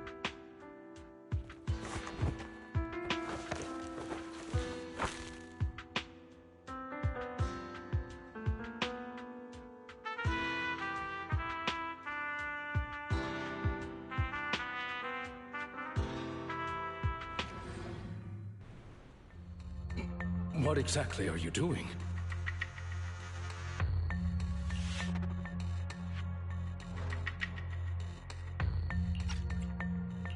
Don't look at me like that. If I didn't have to do this, I wouldn't. Hartman recently obtained a bizarre substance, most likely from those crazy exaltists. After use, it allows control of the victim's mind. To some extent. You were dosed with it?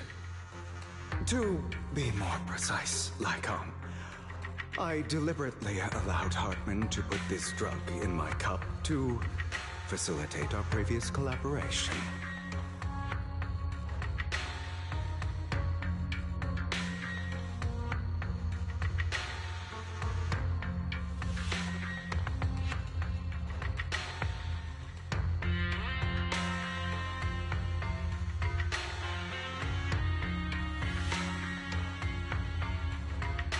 After finding out about it, I quickly found someone to help analyze its composition.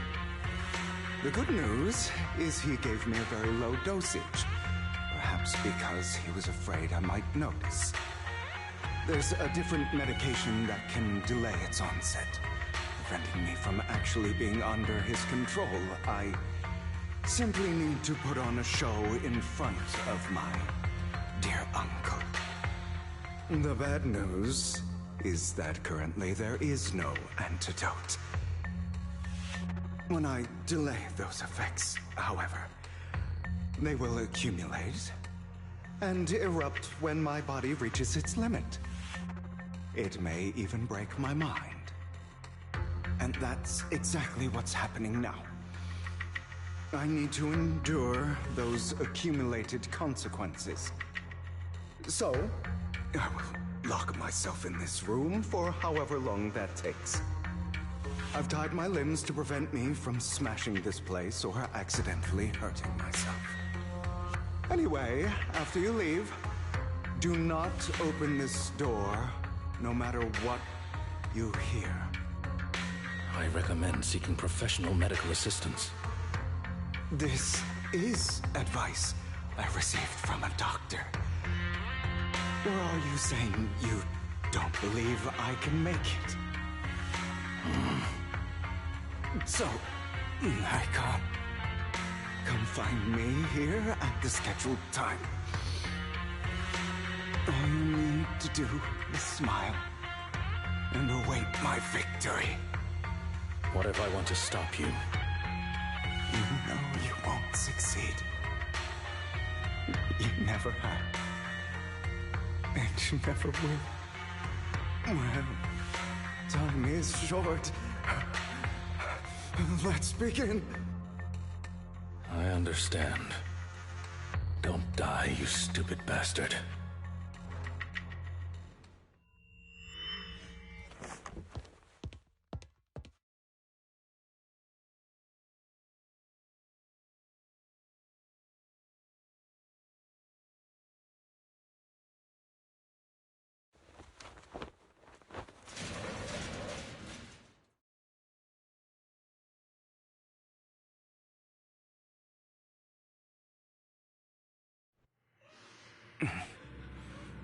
Is this because the side effects haven't worn off yet?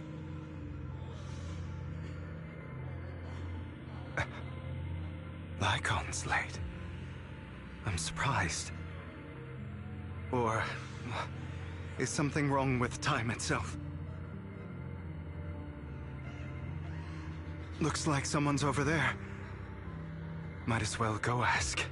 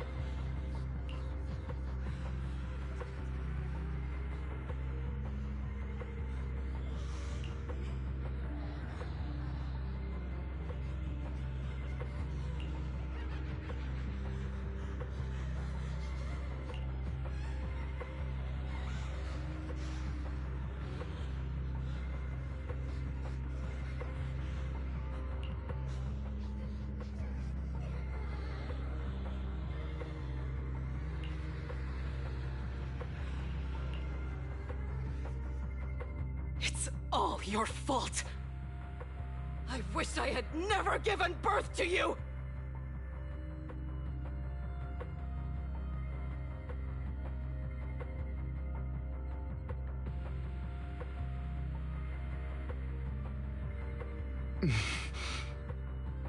Oh, everything will get better if you just die, right? If you die, he'll come back. We'll have another, more perfect child. One who will inherit the Ravenlock family bloodline. Then I'll be able to escape this pain. So, Hugo, for the sake of Mommy's happiness, just die, okay?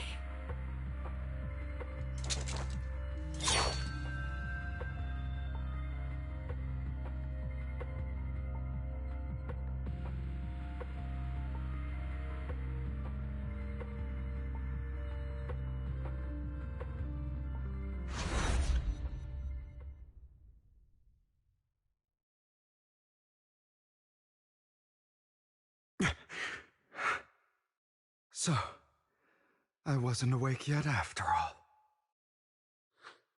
That's because you don't want to wake up again. Who are you? I am you. Hidden deep within your heart. Your most true self. You want to kill her, don't you? Your so-called mother. Every time she beat you without reason, when she tried to gouge out your eyes, when she sold you into that hell, laughing all the while. You wanted to be the one to end her life. Why not admit your hatred? As you are, you can hunt her down and make her pay for the living hell of a childhood she made you suffer. Yes, I hate her. I hate her because she was foolish and shallow, greedy and stupid. I hate her because she doesn't deserve to be a mother. She did everything she could to try and get into the Ravenlock family, believing she could live a life of luxury without having to do anything and never realizing she was a pawn, discarded from the very beginning. So she chose to blame me. Blame me for my heterochromia. Blame me for my very existence. But I won't kill her, because I know it won't change anything. She was incapable of loving me, just as she is incapable of loving herself. Have you been brainwashed by that dog? Keeping up the act of being some magnanimous and forgiving fool? Don't compare us. I've simply come to understand love or hate.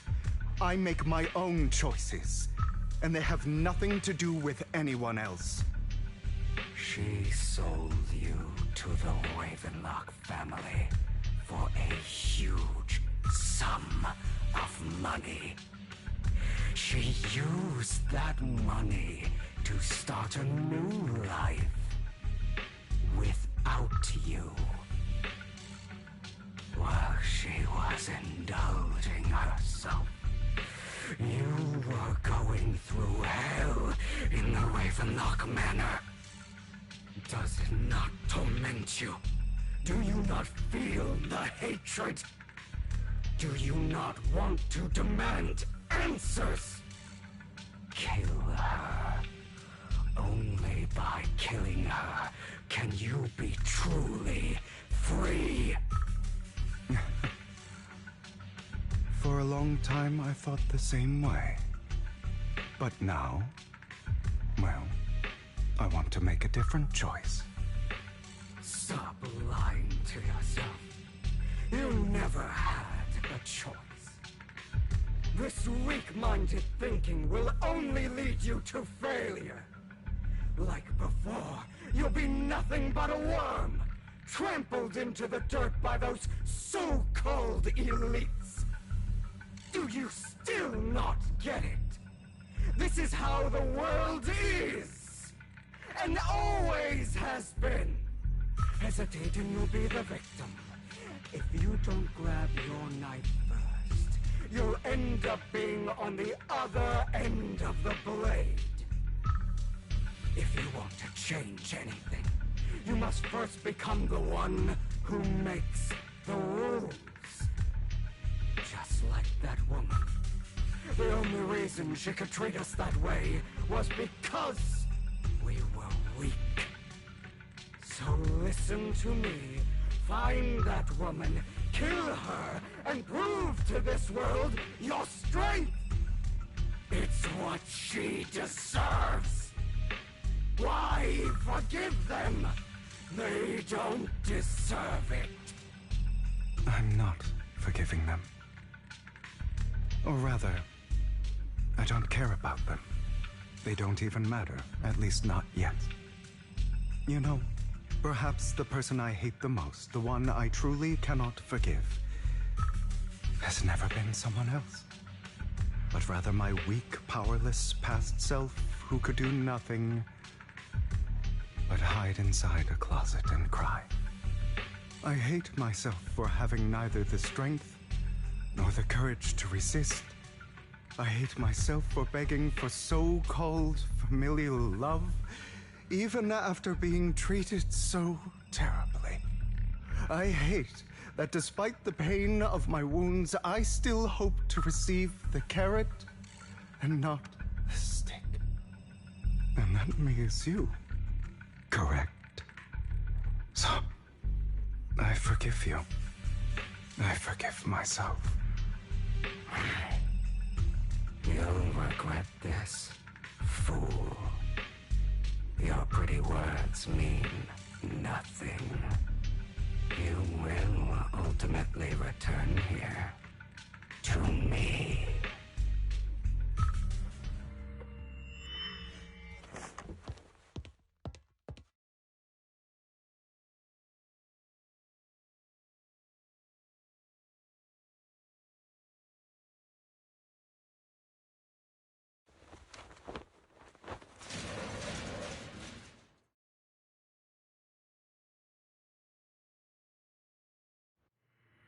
I see. This is still an illusion. I wonder who's going to show up this time.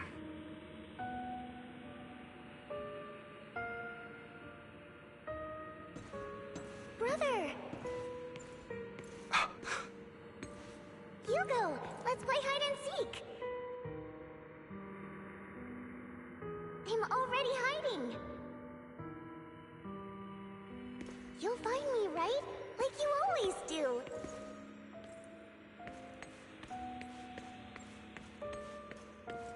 Serena.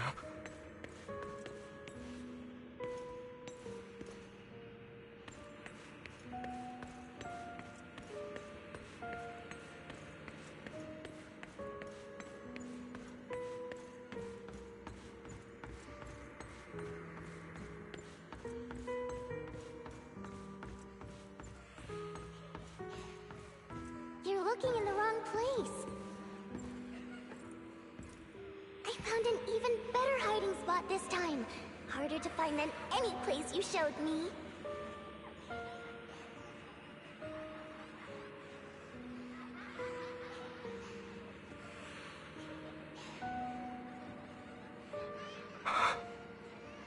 Hey, Hugo. Do you ever wonder why I had to die? It was because of me. That's right. It was because of you. It's all your fault. If only you didn't exist, I wouldn't have had to suffer.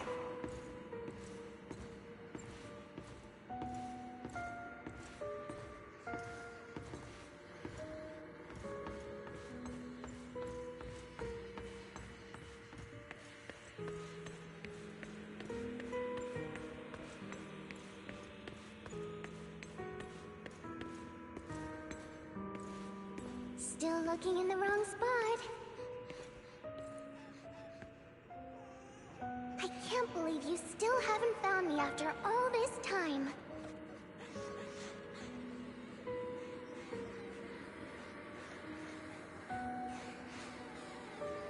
Have you forgotten about me? I haven't forgotten. It's okay. I'll forgive you. I'll still be nice to you, just like before.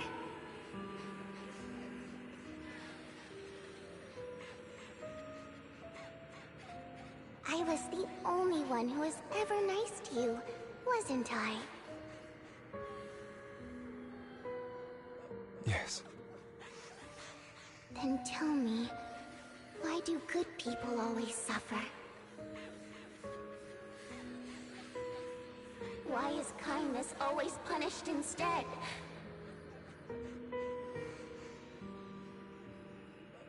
Tell me, Hugo, why?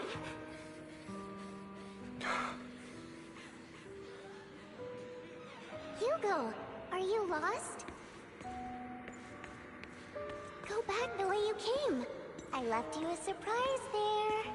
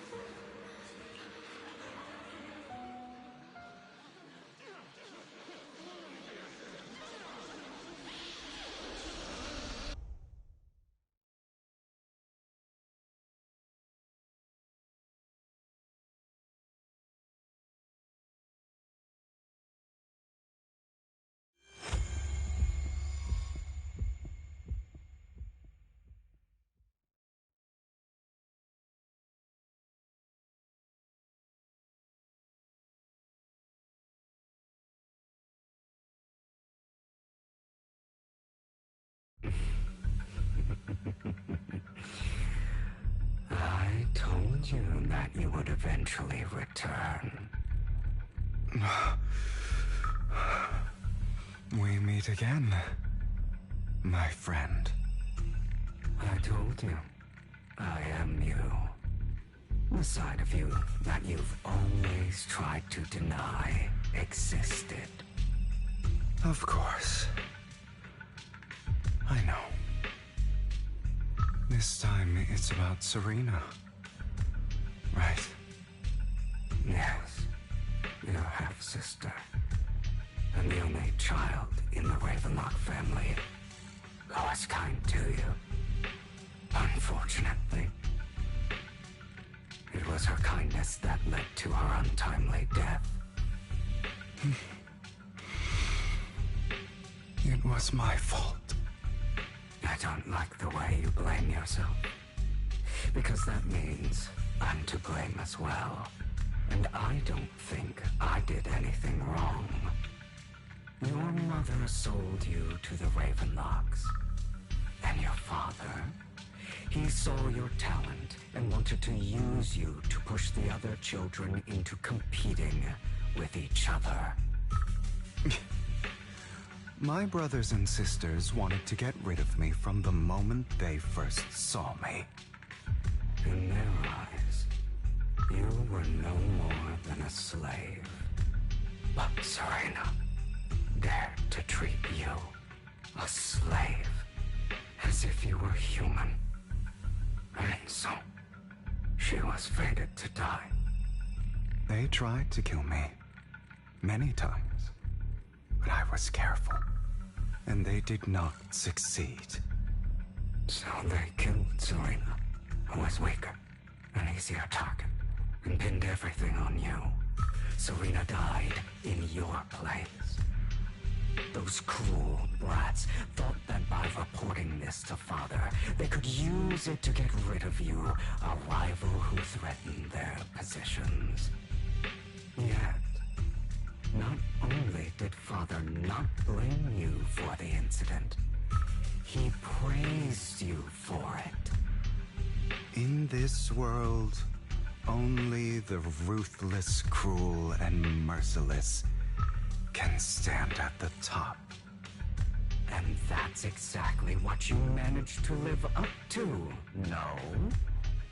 You found a perfect opportunity thereafter to catch the ringleader of the group who framed you and almost beat him to death.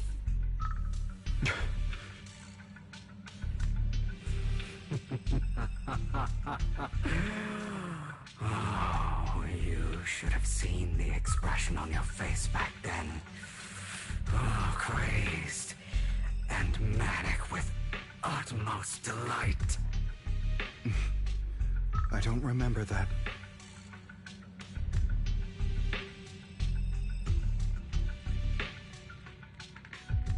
Here you go again, trying to deny your desires.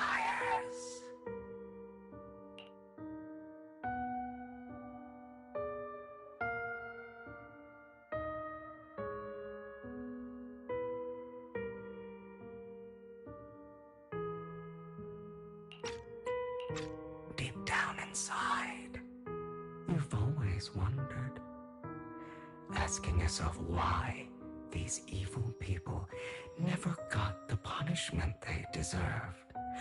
Why the world is so unfair. Don't you want to rip them to shreds?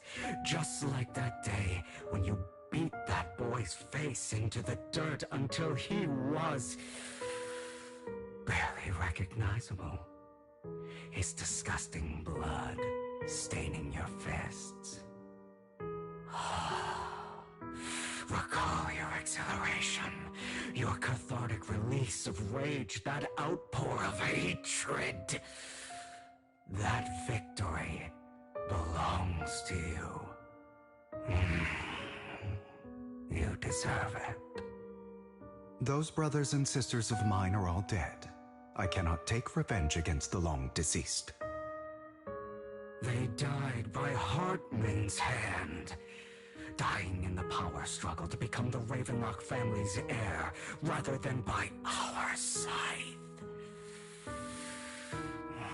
Boring. Boring? I find it hilariously ironic. Children who would murder their own kin for scraps of power, dead at the hand of their uncle who followed their example. Is that not karma? Power struggles pitting kin against each other, betrayal, suspicion, and hatred between people of the same blood. It's like a curse written into the Ravenlock family's genes. Laughably stupid. Don't forget, my dear, that the same blood flows through your veins.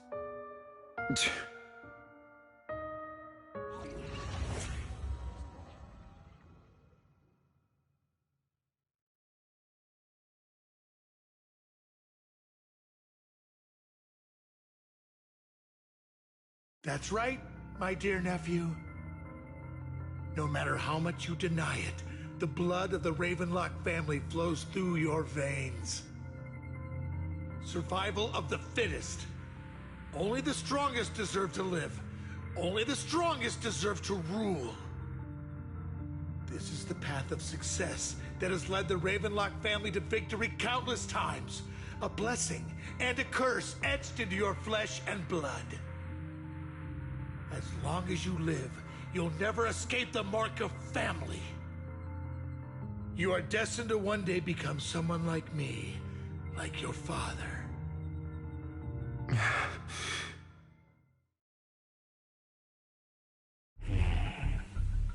Is that fear I sense? I can see you trembling. Why does the Ravenlock bloodline terrify you so? I won't become like my father. Never. You won't become a failure like him. So relax. Our power eclipses him, and so does our ambition. So, do not deny your own desires. Do not resist your own ambition. This is the talent you were born with. The best gift fate has ever given you. Admit it. Deep within your heart lies a spark, yearning to ignite a raging inferno that will burn everything down. And I am that spark.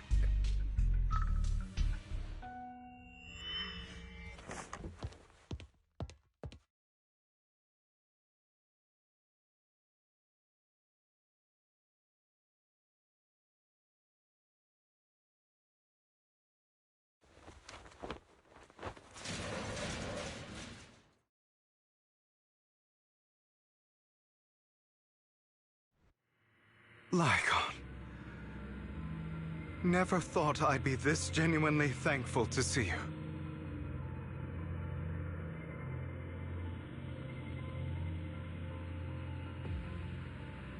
Seeing you means this never-ending nightmare is finally over, right?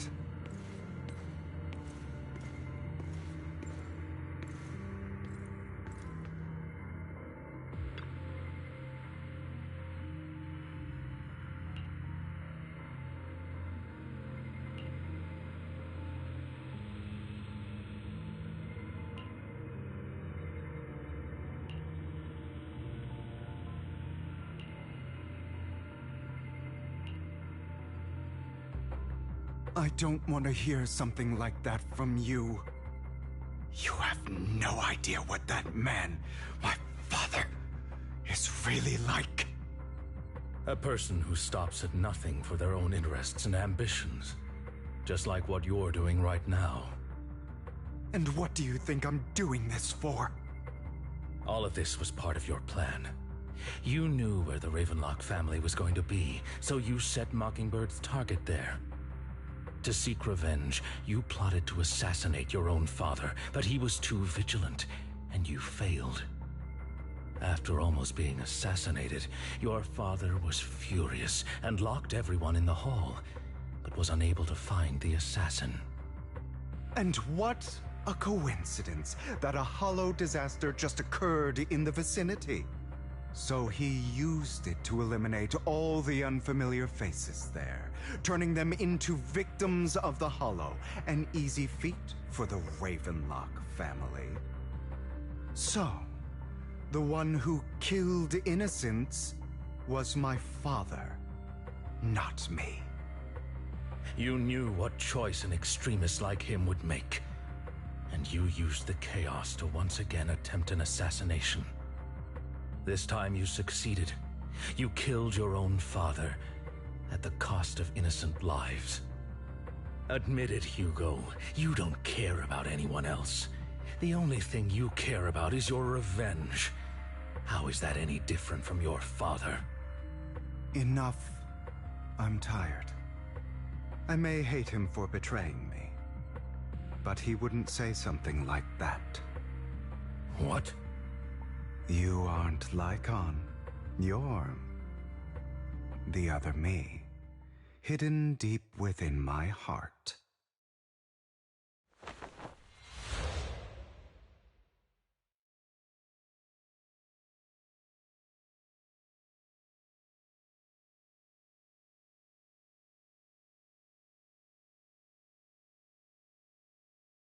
I've been waiting for you, my dear. It seems you've already grown accustomed to this place, even turning the tables on me. Just as you said, you are me, and I am you. There's no such thing as having an advantage over oneself. We are ultimately one and the same, forever inseparable. Then you should know what I want to say. When you and Lycon split, you didn't even try to clear up the misunderstanding, didn't deny or argue against what he said. Because you realized that deep down, he was right about you. You just hadn't acted on it yet. Some people live only to bring more suffering into this world. Sometimes, murder is what brings justice back into this world. For that, I must stain these hands in blood. That's right. Just like what you said before you faked your death. Were those words really just an act? To slay the dragon, you must first become one with sharp claws, rending fangs, and strength enough to destroy anything. You know the truth better than anyone. If you hadn't hesitated, and instead seized the first opportunity to kill your father, none of what followed would have happened. Innocent civilians wouldn't have died. Your partner wouldn't have lost an eye and both legs trying to save people. And Mockingbird would have never gotten to that point. You can save more people. Save good people. Save more lives than the evil ones you take. I've spent countless hours in regret over that incident. So why not submit to your true nature? You want to be the judge, jury, and executioner of this world. And you can. I wasn't responsible for Father's death. The true mastermind is my uncle, Hartman. His schemes to kill the head of the family were all so he could take control. Mockingbird was simply unlucky enough to get caught up in it. So, for a behemoth like the Ravenlock family, with its roots so deep, a single person's death, regardless of who that person is, wouldn't change anything. Of course, whether it's Tops, the Mayflower family, or even the entire world, it's actually all the same. I refuse to be dragged down by pointless hatred any longer. You foolish, stubborn idiot. Do you understand the power of hatred? Have we not come this far precisely because of it? Or are you going to follow Lycon and Jack's twisted logic? Come on. You don't actually trust anyone? Otherwise, why would you hide this whole scheme of faking your death from them?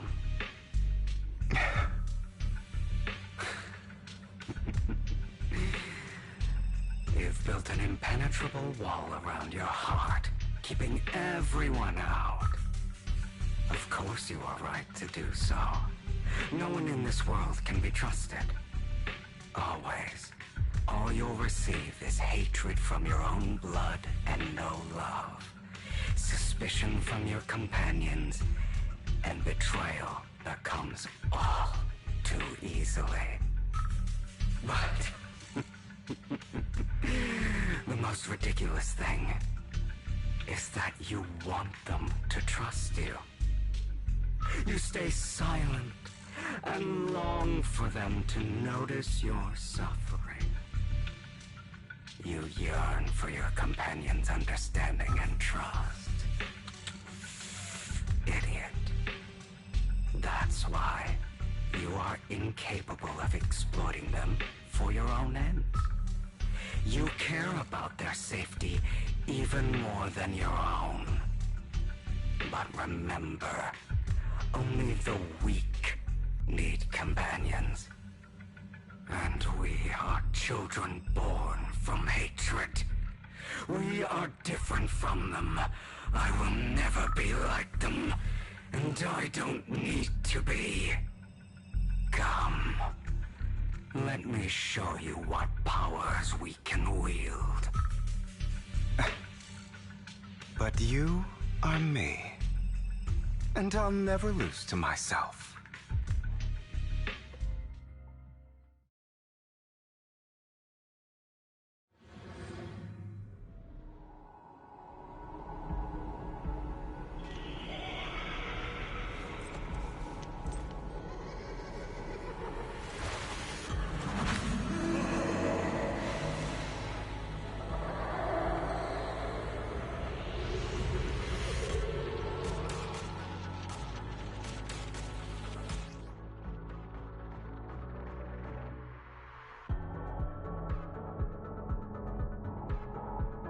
Think about all the injustice you've suffered.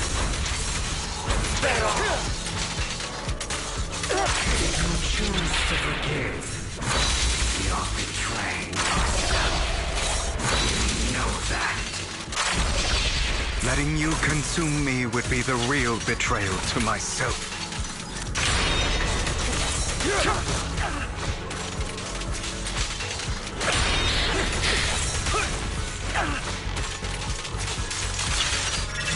You're just afraid to admit it.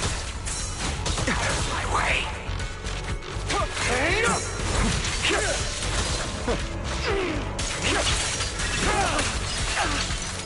You're too scared to face your true self and what you truly desire.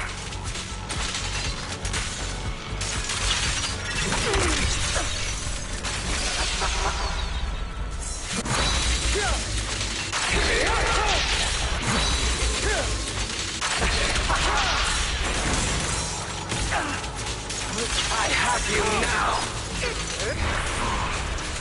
Are you trying to kill me? You think you can just get rid of me?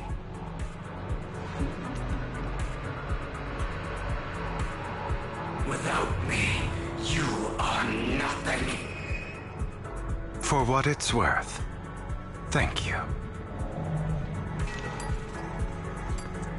Don't be afraid. You and I are inseparable. You're part of me, just as I am part of you.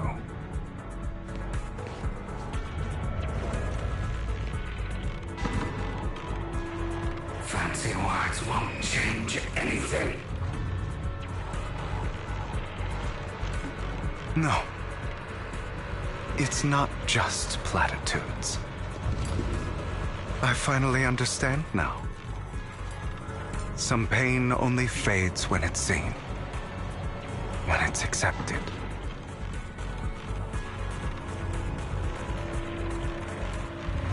So I won't fight you anymore. I won't hate myself anymore.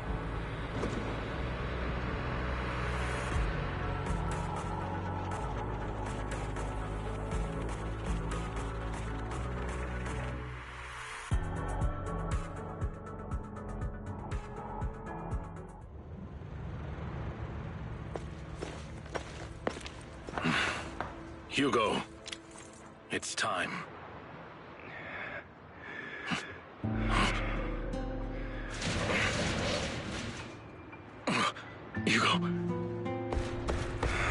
Hugo, you...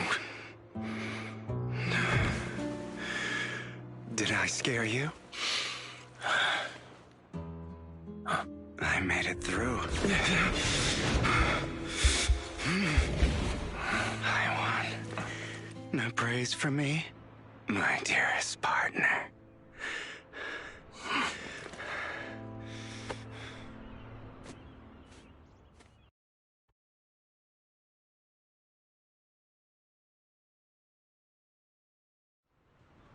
This is just like what I saw in my dream.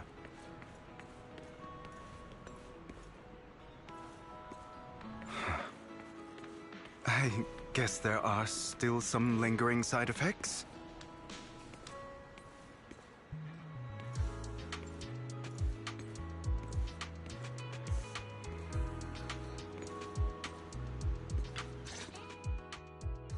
Ah, my former partner. You're still as punctual as ever. Are you sure you're fully recovered? How about we fight? And I'll show you how recovered I am. I refuse to fight someone who is in need of medical attention.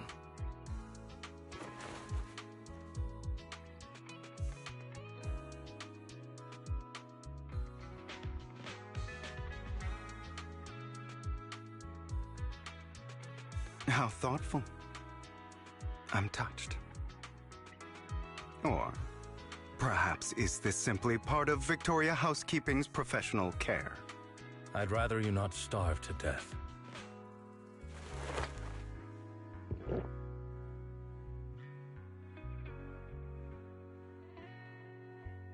Not to your liking. I'm fairly certain this is the same kind as before. No. I've just gone too long without food. It feels a bit uncomfortable. Either way, thank you. Now tell me, what exactly happened in the warehouse? Just going a bit crazy from... you know what? Were you expecting anything else? But I did have a very long dream. A dream about many things from the past. If I had to put it into words, it would be like giving myself psychological therapy. You seem like you could benefit from some too. How about it? Want to book a session with me? Trust me, I'm a pro. Seems you really have recovered. Well, of course. I'm feeling pretty great right now. Like I could argue with you all day on every petty detail of who exactly was in the wrong back then. I wanted to ask, what you said about Mockingbird before, when you faked your death, was that part of the act? Oh, you mean the part about how Mockingbird has never really changed anything or saved anyone. I didn't expect you to still be so hung up on this. Interesting. After all, it was you who chose to betray Mockingbird. To betray me.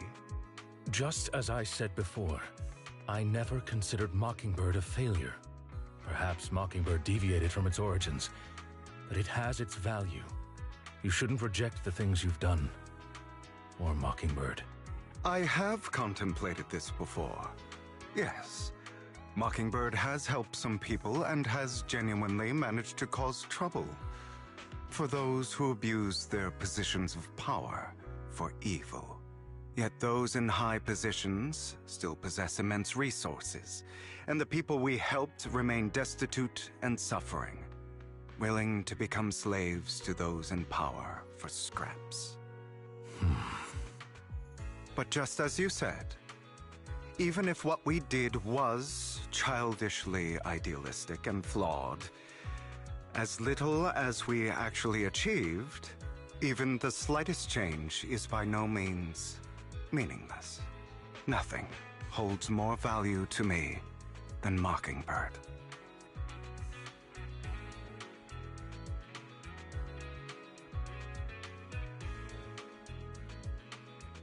All right, let's catch up later. I still have things to do, and need to wrap up my plan. I thought you would rest up first. As much as I would prefer that. My dear uncle and the Exaltis fanatics likely would not give me such an opportunity. If all has gone to plan, the fish will have taken the bait already. And if everything goes very well, I'll soon have solid evidence of the Ravenlock family's crimes. Well then, thank you for your assistance, former partner. Let's part ways here. I'll go with you. Lycon, surely you don't think that because I just recovered, I'm too weak to deal with those useless fools. Hartman's actions will disturb the safety of New Eridu. As I serve the mayor, I should intervene. Very well, whatever. let's go. And don't slow me down.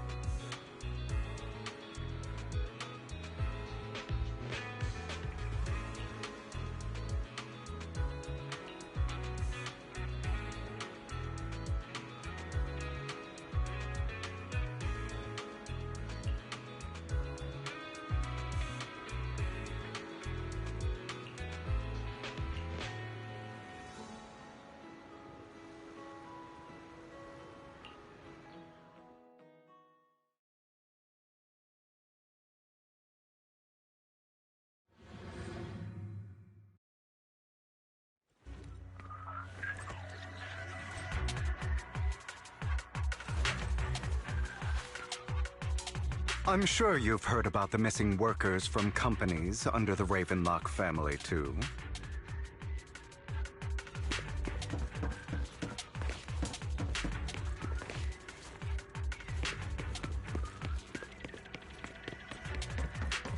I know where they are. Those are Ravenlock's men. The workers with them are the victims who were tricked into going into the Hollow.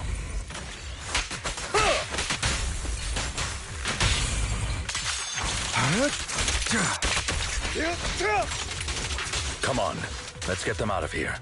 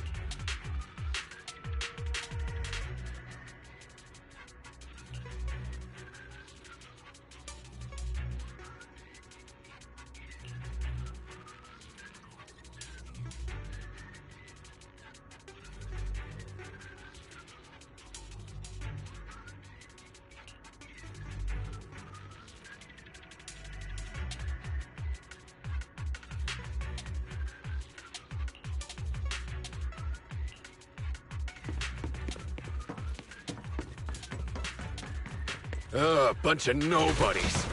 Annoying as hell. Kill them! You're welcome to try. Yep.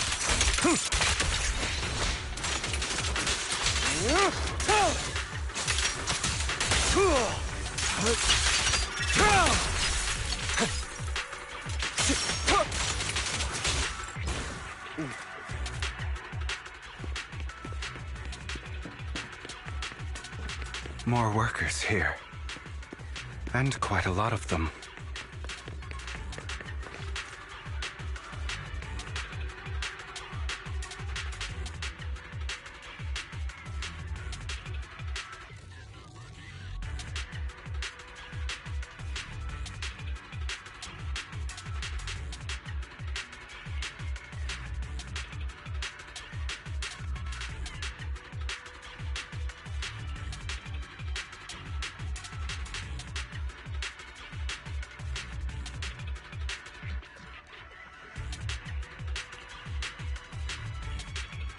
Is Hartman behind this, too?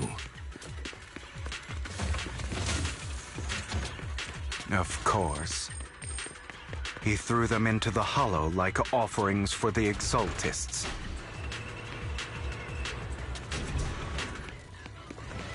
To him, those workers are just another resource, no different from the ether his company mines in the hollow.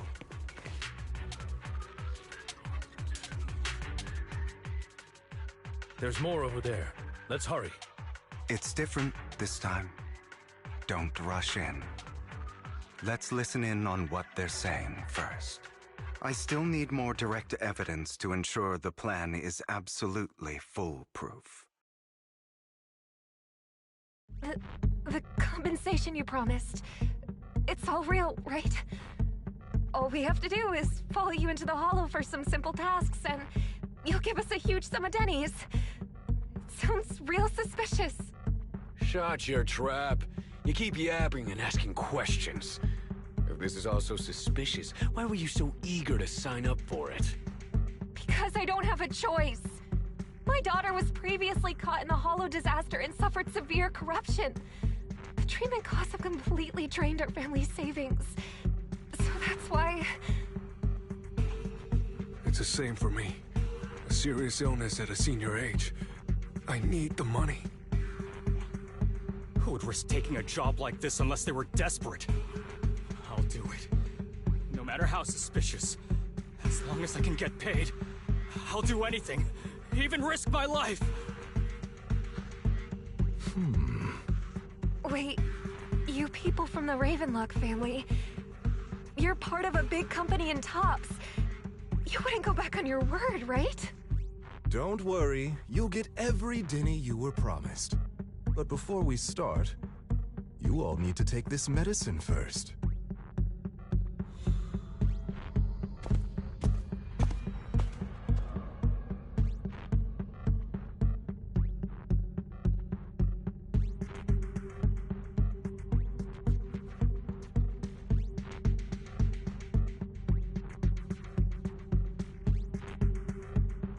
Bro, should we really be doing this already? These workers keep talking. We're wasting time like this. And the sooner they take it, the sooner it'll be over. Consider it an early release for them. What? You didn't say anything about having to take pills before? Look, this is good stuff, all right? It'll increase your ether aptitude. There's tons of people who'd kill for something like this. Exactly! You'll be working in the hollow for several hours. This is essential medication. You have to take it before we continue. If you refuse, then you can forget about the job. Of course, you won't receive the compensation either. Lycon, what are you doing? Rescuing those workers, of course. There's clearly something off about those pills. We can't let them take them. Now is not the right time. As I said, we need more evidence to ensure the plan works. And as I said many years ago, you can't exploit innocence to achieve your goal. So that's how you see it. If that's not what you want me to think, then explain everything to me. All right. It's a little complicated, but simply put, these workers will be fine. Of course, it's your choice to trust me or not. But if you try to rush in, I will stop you. I trust you.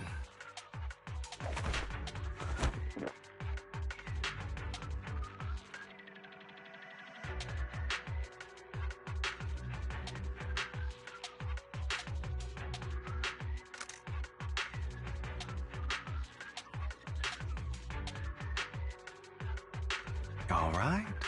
That's the evidence. Now we can go and beat them into the ground as much as you want. Don't forget, you owe me an explanation. Also, don't overdo it and kill them. Even if they're the worst of the Ravenlock family. All right, Your Holiness, Saint Lycon. Who the hell are you? Why don't you take a guess? Your legs? How are they? To be honest, I think I prefer the way you used to fight. Take this.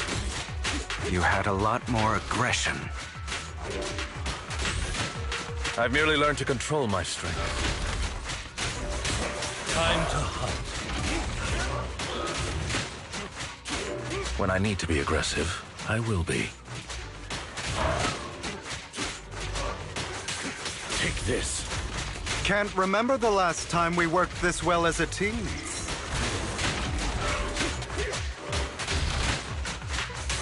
Zero.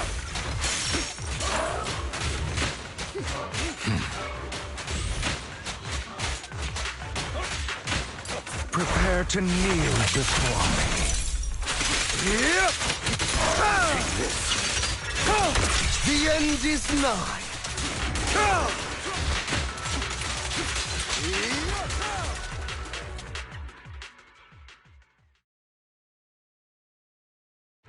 Damn it! Who the hell are you? How dare you mess with the Ravenlock family? Ravenlock. Savor the name while you can, for it will soon cease to exist. What's that supposed to mean? It means exactly what I said. I think this might be good for you. Sever your ties while you can. You still have a chance to walk your own path. The family's honor comes above all else. Is that really what you think? I saw the compassion on your face just now. You're not from the main family, right? That's why you were assigned to these trivial tasks. But in reality, there's no need for you to keep playing this boring game for them. I don't have a choice. From the moment I was born into the Ravenlock family, You always have a choice, if you're willing to act. All right, let's end the small talk here.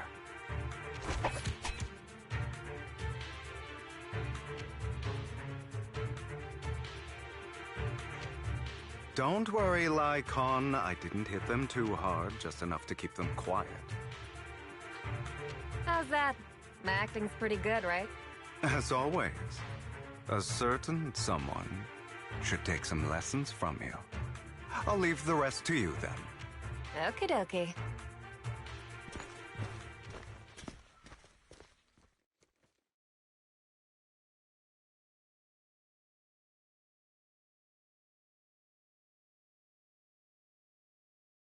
Okay, now can you tell me exactly what's going on here? As you can see, that worker just now was actually an informant of mine. The pills were swapped out with vitamin tablets. Outside of this batch, some workers have already taken the actual substance Hartman has. But rest assured, the antidote for it is already in development. I found the best in the field to help, and with the data I collected before, we should have results soon. I wanted to ask. The reason you decided to lock yourself in a room and endure the effects of the drug, besides getting evidence, It was also to collect data on this drug in order to create an antidote, correct? It seems you're not completely beyond hope. I thought you were just being stubborn. Sometimes I wonder if you know me at all. Then, I have one last question. Why did you never tell me any of this back then? The truth is, I heard everything. That entire conversation between you and Jack. Before he passed away in that small attic. When Jack called you aside and gave you those warnings.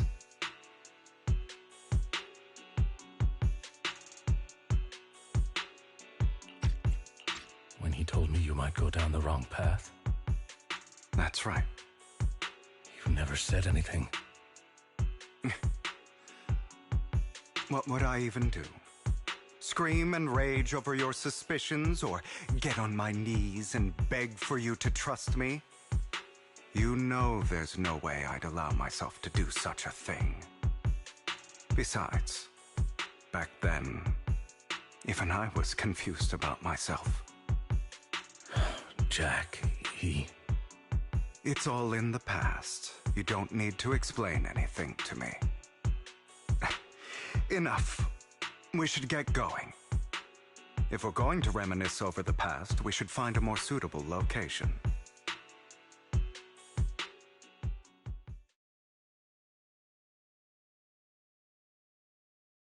Lycon, that incident back then,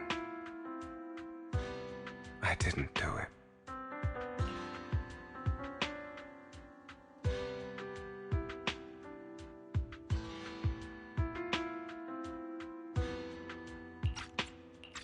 It was a scheme Hartman devised to take over the family. It was Hartman who killed my father, too.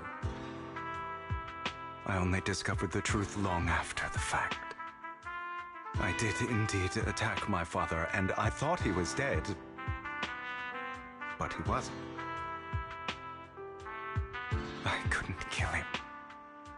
And even before that, if I hadn't hesitated, none of what followed would have happened. Even now, I still think they deserve death. But I no longer care to personally deliver that fate. They're beneath me. And I have more important things to do. You? I know we may never agree on that point, Lycon. I once wanted to fight against those ugly truths that defined me, but I discovered that the more I rejected them, the more painful it became. So,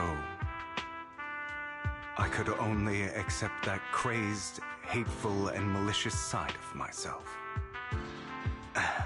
As long as I know I will never become like my father, like Hartman, that is enough for me. You've changed, but I think that might be a good thing. Don't patronize me. You've changed a lot too, compared to before. I still disagree with Jack's words, and I won't forgive your betrayal. I will walk the path I believe is right, even if I must tread over thorns and through the mud. But I will also allow you to walk your own path, Lycon. Should I say thank you? You're welcome. Come to think of it, we haven't talked about your legs and eye. It was just an accident, not your fault. I'm doing well now. I hope you are too. On the contrary, perhaps I should be the one apologizing. I misjudged you. I used to think you wanted power, that everything you did was for your own ambitions. I thought you wanted the power to pass judgment on all in this world like a god. I am a god. I am my own god. Or you could say that in this world, everyone is their own god. There are many things that we are powerless to change. But there are also many choices we can make. Just as I said before, I am the only one who can kill me or save me. I'm glad you think that way. Let's go. I still have one last thing to do. To witness the end of Ravenlock.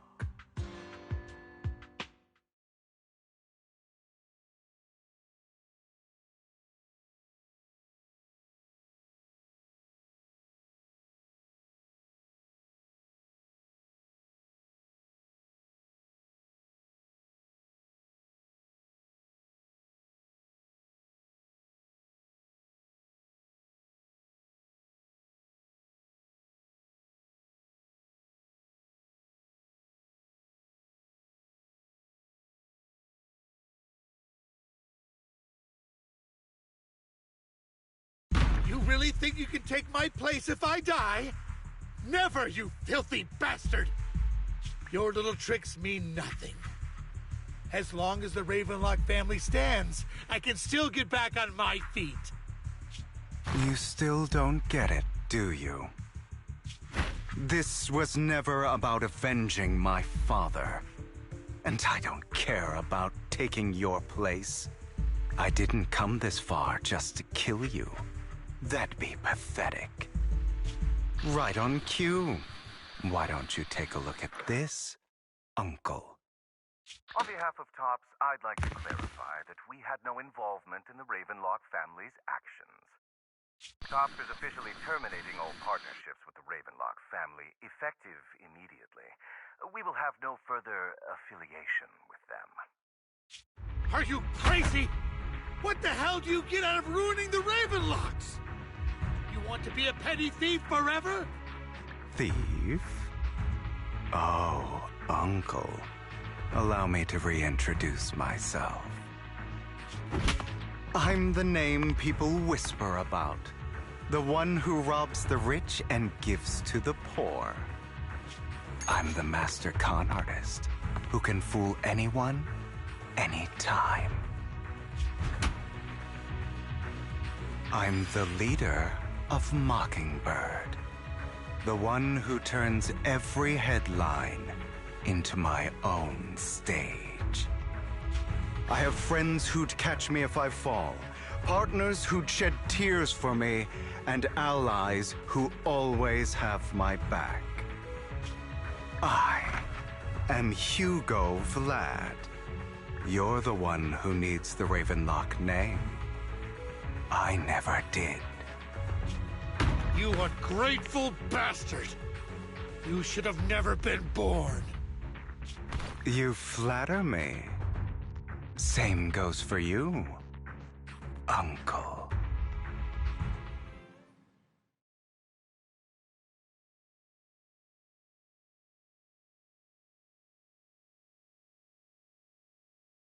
You've done well, Vivian. You had better give me an explanation. And here I thought this would be a touching reunion. What's with all the anger? Hugo, I'm a member of Mockingbird too. And I mourned your death. Listen, Vivian. I don't want you or the people you cherish to get caught up in danger because of me. I've always been selfish, so I don't hesitate to use you all as variables in my plans. But it is because I am selfish that I also don't want my failures to affect my treasured companions. In any case, if you were in the same position, would you not make the same decisions? Lycon's taking care of everything outside. We should go. Also, Wise, thank you. And I'm sorry for the whole act where I threatened you. It was the only way for Hartman to drop his guard against you and leave you be. I, Hugo Vlad, am forever indebted to you.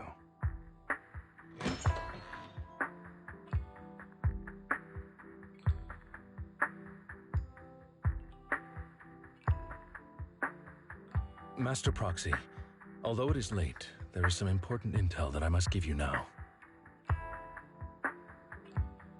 Did you know about Hugo's plan to fake his death and everything that's been happening, Lycon?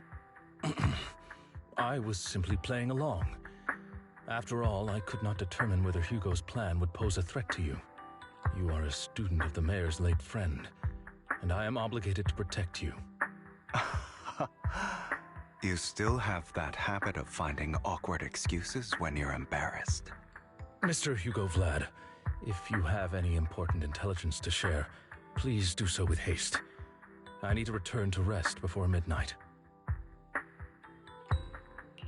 You two sure are, close. For the sake of a certain old fossil's sleep schedule, I'll keep it brief. I learned from Camille that Dina intends to embed the sacrifice core into the sacrifice. Apparently, it will make the sacrifice much stronger. Sacrifices created this way will not retain their minds and will indiscriminately attack all living beings, including their creator. So the Exaltists don't do this. It would bring them no benefit. But Dina's concoction can control people's minds. If a person takes the pill and is injected with the serum Landon left behind, the sacrifice would be under its creator's control. Although the dormant sacrifice has been destroyed, Dina found a batch of that serum her father created and wants to create new sacrifices. Putting aside the sacrifice for now, Hartman's sacrifice core is fake. We don't know where the real one disappeared to. The real core has always been here. Here?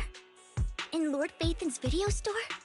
Vivian, do you remember when I suggested you give that collectible to our dear Proxy?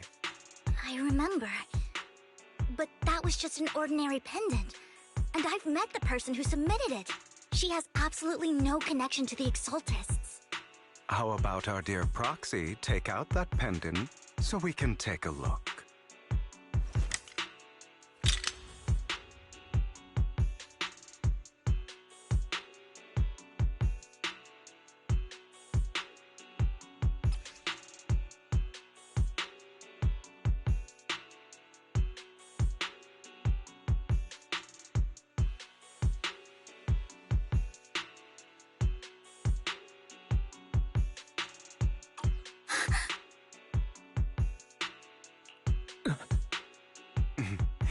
I'll take your surprised expressions as a compliment for my little trick. I will hand over this core to the mayor as agreed. Since he fulfilled his promise to protect Vivian and the manager while I was pretending to be dead, I won't go back on my promises.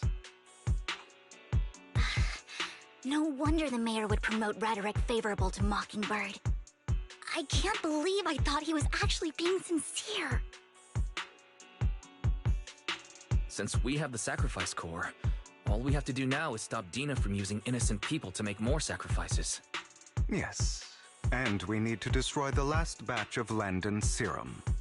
Hopefully with no options left, Dina will give up her obsession. All right, that's the important stuff. I'm going to go and confirm where Landon's serum's been stashed. I'll contact you again once I have something.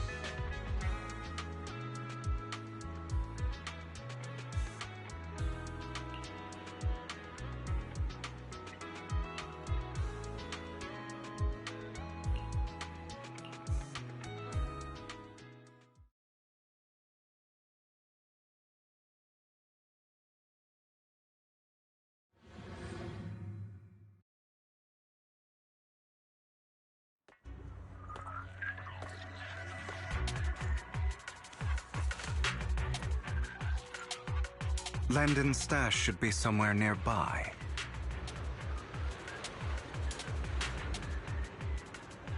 I did some digging. Some of the missing workers were brought here too.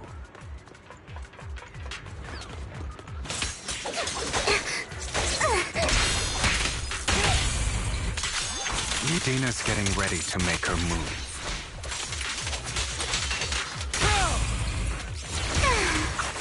Don't worry, we'll clear them out. Daydream.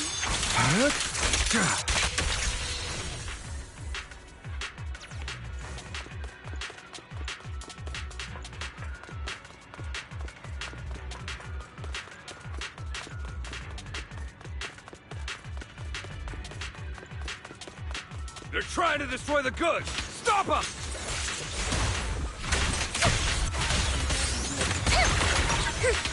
We need to take care of the guards first.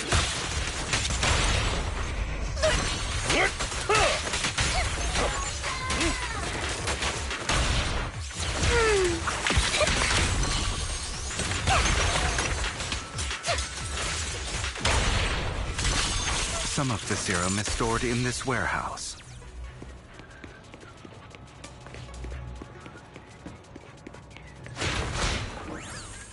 You're not taking anything from here! Hugo, get the guards first.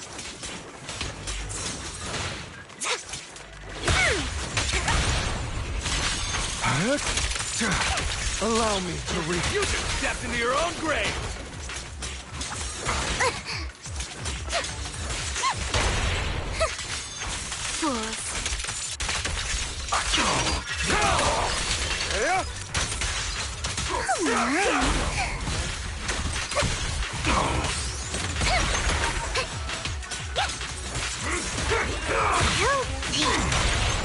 I'll write the ending to your nightmare. Where are you looking? Out of my way! Stay away from me. Notice me. Lord Lisa.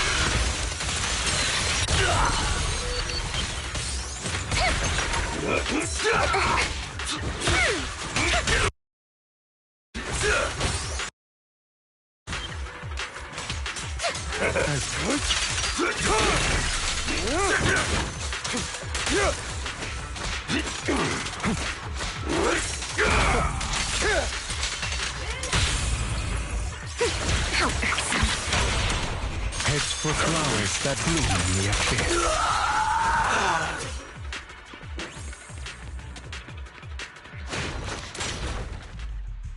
More of Landon's serum survives than expected. Fortunately, since they're still here, it means Dina hasn't executed the final step of her plan. There's likely a lot more stashed around here, and we have yet to locate the missing people. Our actions here won't go unnoticed. Perhaps they're making plans to deal with us on their side. With Landon and Dina's concoctions combined, she may be capable of creating a sacrifice that obeys her.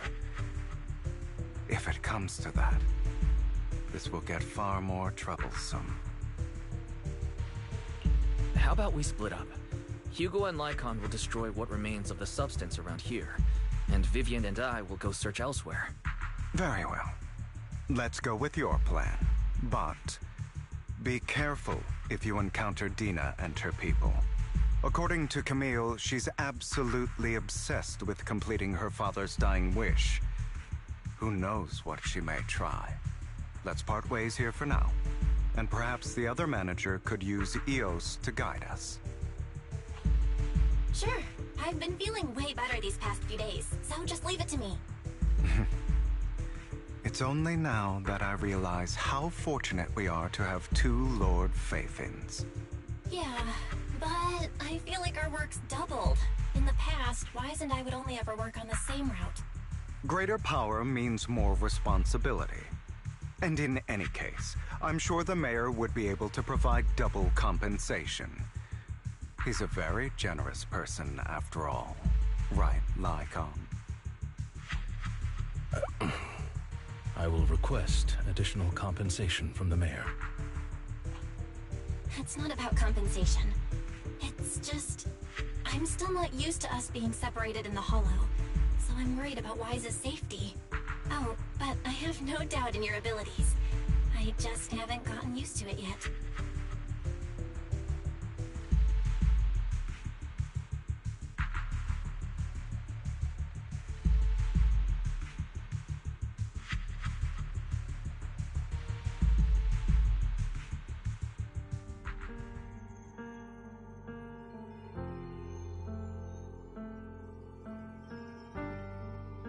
This is the future I saw.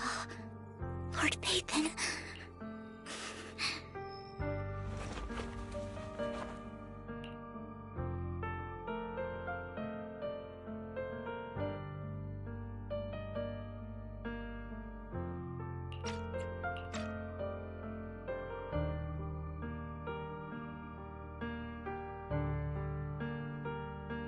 I'm sorry.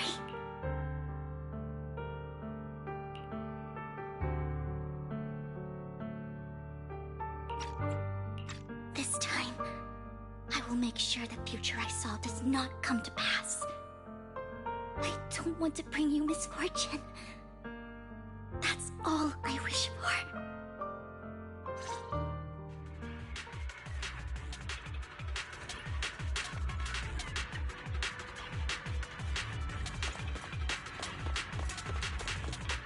Leave this to me, Lord Phaethon.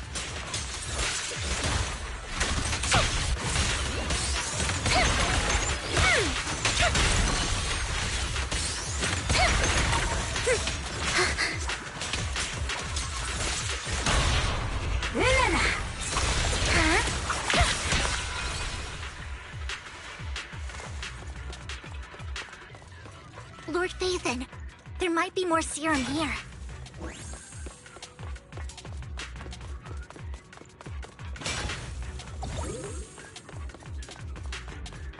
How dare you steal from Lady Dina!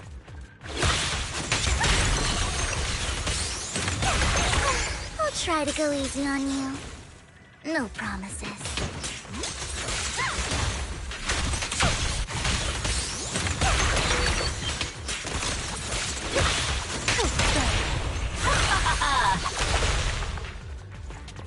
There are containers by the fissure. There's got to be something inside. Let's try opening them.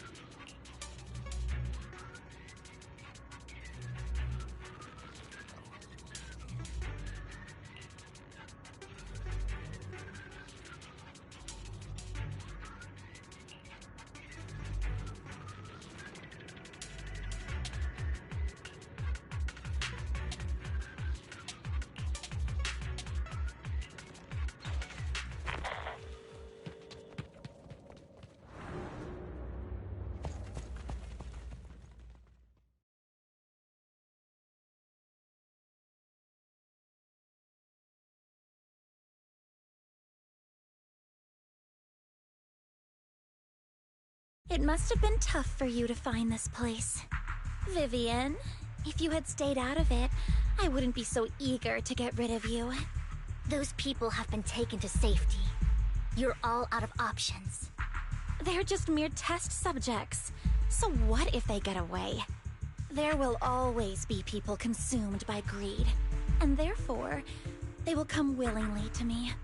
In any case, what are a few sacrifices in comparison to the completion of Father's grand ambition? Dina, you deceived those people. They didn't come willingly to you. You tricked them, just like Landon did back then. Deceived? Father gave hope to those who had everything taken from them by the Hollows. Vivian, you once rejoiced at the hope Father offered you, too. Before Father took you in, you were no more than an omen of disaster that no one wanted. It was Father who gave you shelter and a purpose for existing. Do you remember the first time you bestowed a blessing under Father's guidance? How did you feel when that person looked at you with adoration and gratefulness? That was the first time you felt hope.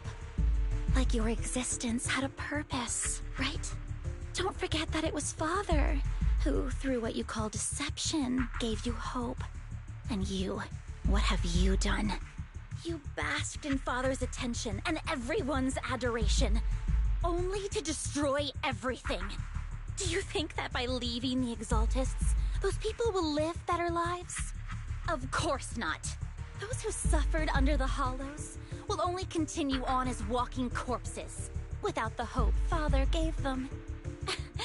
Do you really think you're some sort of savior, Vivian? In the end, you're just an ungrateful brat who brings misfortune to those around her. It was you who destroyed everyone's hope. Not everyone wants to live in false hope, Dina. You say it's because of greed that people willingly become your sacrifices. Perhaps those people aren't entirely virtuous. But that greed is just wanting to live a better life beyond the Hollows. What you and Landon have done was never about giving people hope, but exploiting it. Stop lying to yourself. Deep down, you know what Landon did was cruel. No. Back then, when Landon wanted to inject you with the serum, the fear in your face was as plain as day. I saw it all clearly. If all of this is as righteous as you claim, then why did you make such an expression, Dina? Don't look at me with such pity! Father did nothing wrong. All of this is to make something of the Hollows other than disaster. That's everyone's only hope. Dina, it's not too late to stop. Stop living in this lie. You know what would happen if a sacrifice loses control and escapes the Hollow. It's not the Hollows that are to blame for those people's deaths, but the hope you keep talking about. That will cause more despair and claim more lives. That is merely the necessary sacrifice to accomplish a greater goal.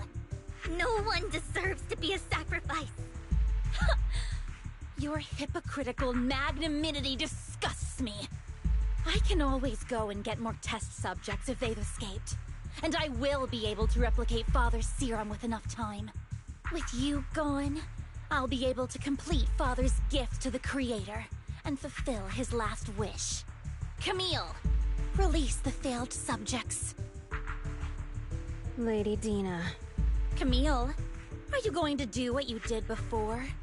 You keep saying you'll follow the Creator, but it's all lies. Lady Dina, the Hollows took my family from me.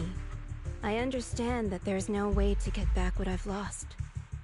It was Lord Landon who told me that the Creator would guide me. One day, Hollows will no longer be disasters. Everyone will be able to survive inside them. I look forward to the day when this hope becomes reality. I watched you grow up, and I know that you've always looked up to your father. He gives you hope, and I destroyed that hope with my own hands. I know the pain of loss, so I've always felt guilty. I want to atone for the hope I destroyed.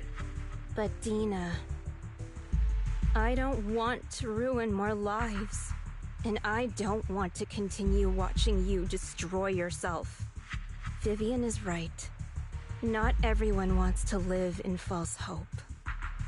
So, please, stop. Camille, are you abandoning me too? I'm not abandoning you. I just don't want to see you go past the point of no return. The point of no return? I passed that point ages ago. No, Dina. You can still turn back. I'll be your way back.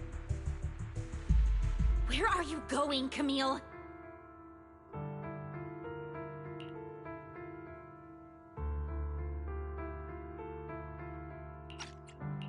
I made a deal with Hugo and the mayor. If someone needs to take the fall for this, let it be me. I did it. All of it. I've been forcing Landon's only daughter, Dina, to research how to create sacrifices. I colluded with the Ravenlock family for my own gain.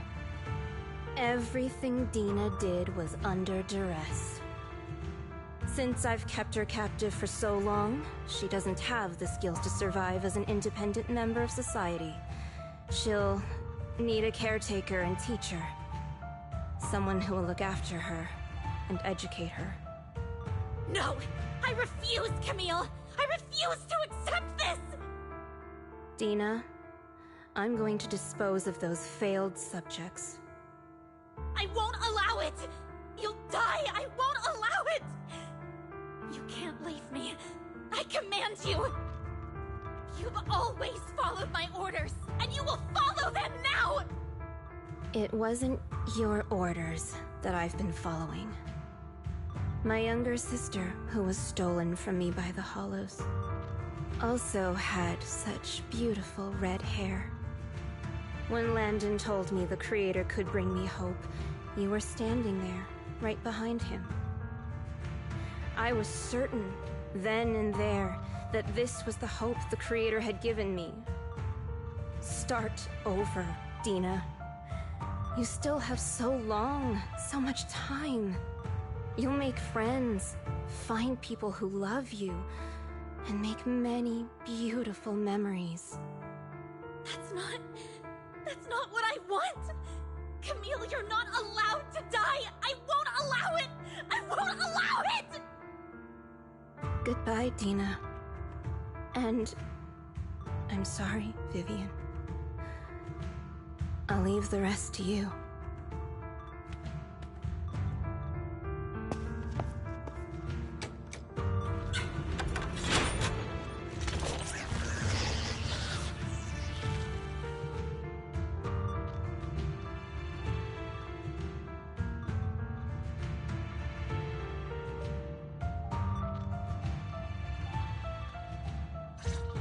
Take out these ethereals first. We can't let Camille's efforts go to waste.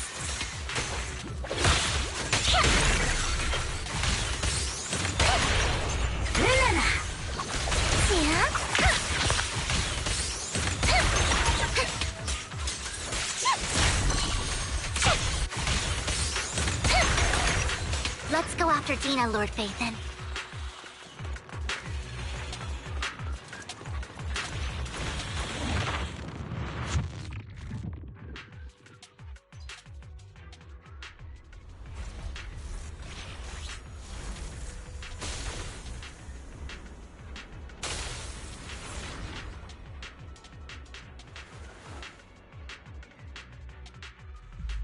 Are you satisfied now, Vivian? You were the one who brought yourself to this point. You're saying this is all my fault? Losing my father, losing Camille. I wish you had never come into my life. At first, when Father brought you home, I was happy. There are so many Exaltists, yet Father never allowed me to get too close with any of them. I never had any friends either. But when Father brought you back, he told me to take good care of you, that you were my first friend. I was also so happy the first time you took my place in helping Father select a person to receive the blessing, because it meant you were different from all those other people. You could stay with me. But soon, I grew jealous. You took the attention that should have belonged to me. You even took Father's love from me. It's only because of my ability that Landon... I know, but... Vivian, jealousy is something you cannot control. Of course, the same goes for fear and hatred. I was terrified that one day you would look at me and shed tears. I knew if that day ever came, Father would not hesitate to force the blessing upon me. And when that day did come, I hated you for causing my father's death. Tina, you knew everything about what happened back then, so why are you still defending Landon? And why didn't you tell me back then? If I had known earlier, maybe I could have found a way. Because it's the only thing that makes me more special than you, no? It proves I had Father's trust. I was more useful to him. Vivian, you said you wandered without a home ever since you were young, hated by anyone you encountered. You were happy to gain recognition from everyone and help Father when you were among the Exaltists. But in the end, you discovered you were being used, so you felt betrayed and hurt. Then, what about me? All I ever had was my father. I've never known a life outside of the Exaltists.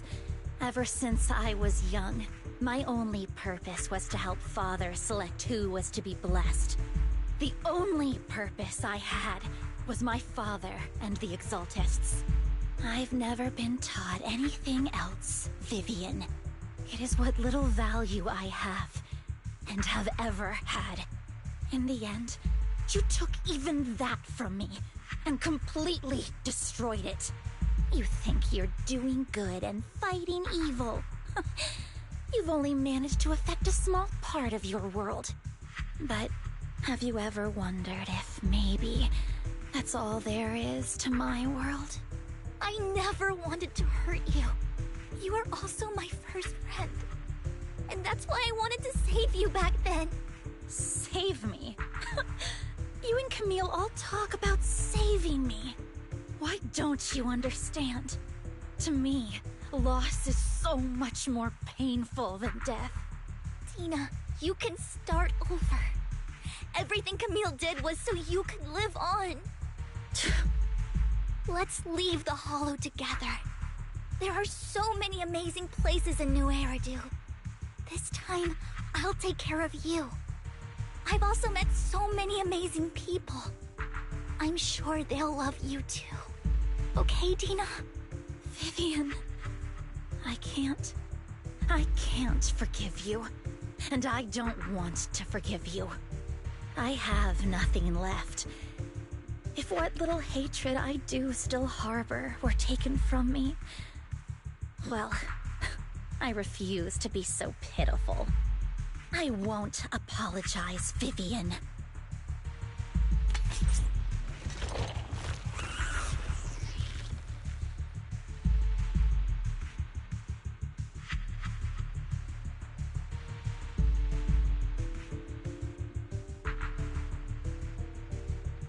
I don't want to hate myself, so I can only hate you for killing my father, and hate Camille for leaving me. That's just the kind of person I am.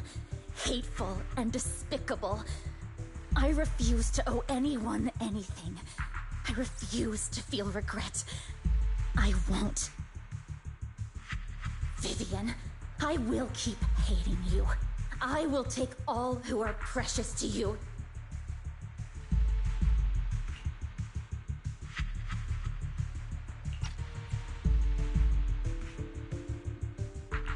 I will also hate Camille, so I won't do as she wished and start a new life. Vivian, if you had never existed, if I had never, you would be... Lord Phaethon, please do not interfere. She was my first friend. I'm going to bid her farewell.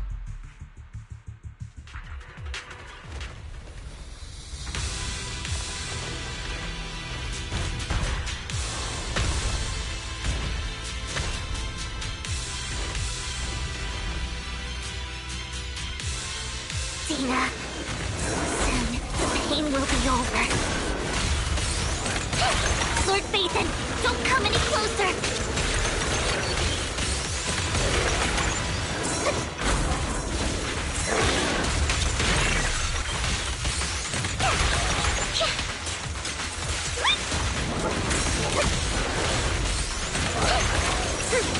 No, get my trust dirty and you'll pay.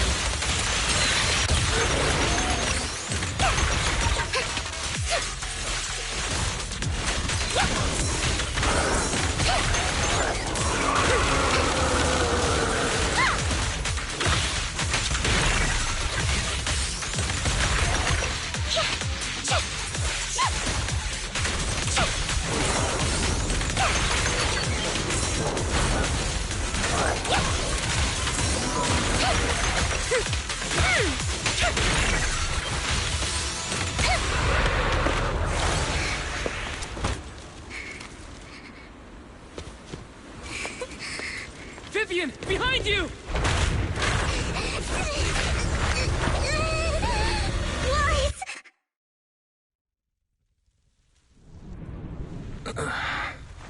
What happened?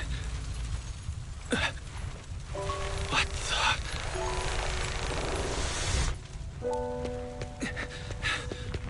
Vivian! Lies. Don't come near me. This is my own choice.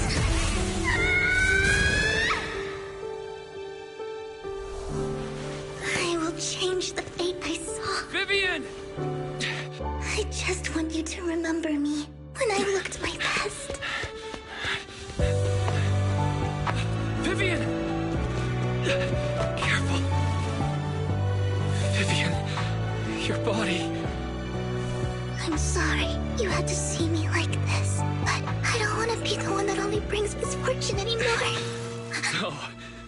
There's got to be another way. It's so warm, and the night is beautiful.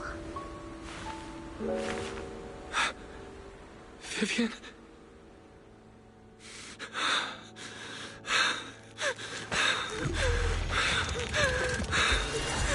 No. It can't end like this.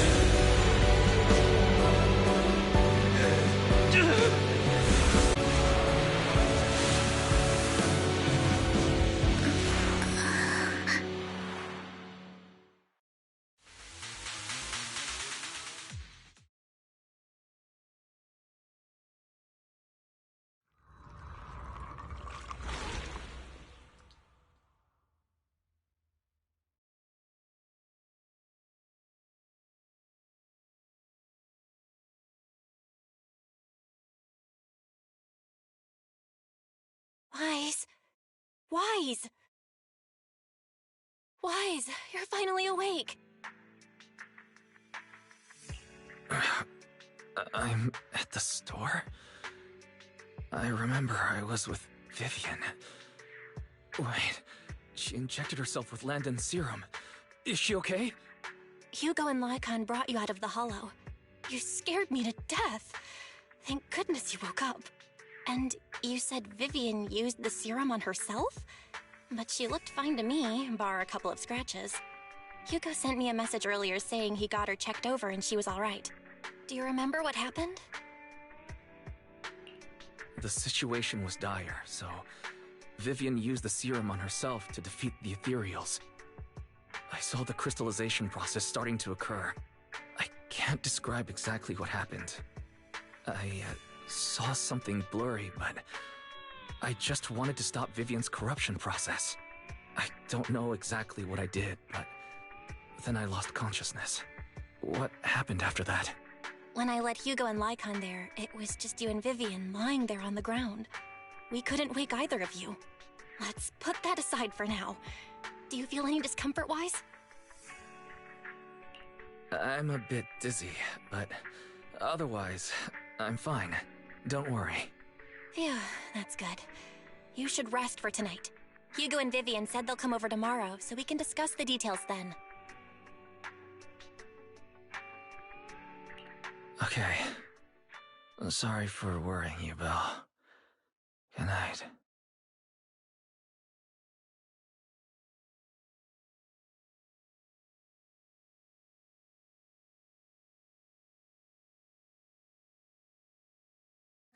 Lord Phaethon! How are you feeling? No headaches? Leg pains? Heart palpitations? Loss of appetite? Vivian? I was just so worried. Sorry. Anyway, Lord Phaethon, I'm so glad you're okay. What happened this time was all my fault. Things were dire, and you did what you had to. Plus, if it weren't for you, we wouldn't be here now. So what happened? Wai said he saw the crystallization process start, but I didn't see anything through EOS. Hugo? Lycon? Did either of you guys see it? Allow me to explain. Miss Vivian told us what happened after she awoke, and the mayor arranged a full medical checkup for her. Based on the results, Miss Vivian indeed shows mild corruption sequela. But if the crystallization process had already started, the lingering effects should be far more severe. To be precise, if the process had already reached the point of mass surface crystallization, it should have taken no time at all to become an ethereal. So, the mayor theorizes that it was the etheric energy within Master Proxy's body that affected Vivian's condition and the surrounding etheric particles, causing Vivian's corruption to recede. Essentially, corruption is a reaction between the etheric particles inside the body and in the surrounding environment. Therefore, it's not necessarily irreversible, just that currently our mainstream method of defense is prevention. I'm having a hard time believing that, even if it's coming from you, Lycon. It's almost like you're claiming I can manipulate etheric energy. Master Proxy, you are special. This is a gift your teacher left you. A gift from our teacher? How come I never knew about it? I don't know all the details, so I cannot explain everything to you. My apologies. However, Miss Yixuan might be able to answer some of your questions. She will visit you sometime soon, so please feel free to ask her any questions you may have. She has quite an eccentric personality.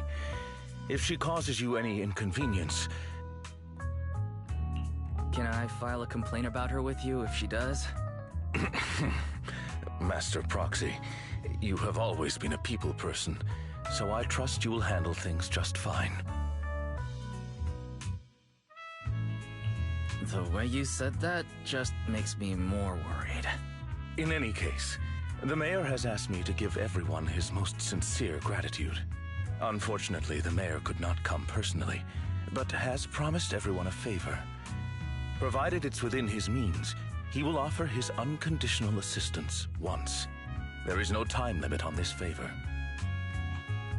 Unconditional, What if I wanted his position as mayor? If that is what you desire, then the mayor and his subordinates will be first in line to vote for you in the next election. As for the other votes, you'll have to work for them on your own. But should you assume office, I hope you take full responsibility for handling all day-to-day matters and lead by example. By sheer happenstance, the mayor has provided you with a copy of his current assignment, the City Waste Sorting and Processing proposal. Old fox. Well, can I request Lord Phaethon's? The mayor imagined you might ask. I have prepared all the necessary documents, and the ceremony expenses will be covered by the mayor as a gift. As long as Master Proxy agrees, we can sign and process the documents immediately. But this matter requires mutual consent and cannot involve coercion, confinement, or one party's lack of consciousness. Stop! I would never do that to Lord Phaethon! Probably. At least not today. As for you, Master Proxies, the mayor has some sense of what you desire. That said, he hopes you might speak with Miss Yixuan first before you decide the timing of that favor.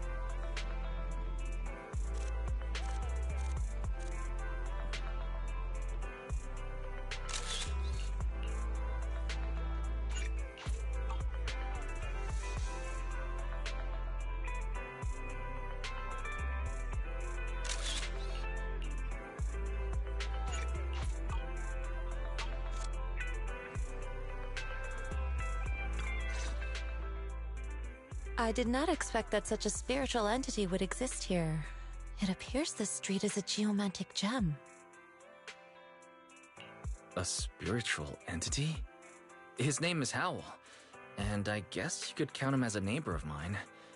Is there anything special about him? No, I was simply a bit surprised. It's rare to find such an intelligent individual of this breed.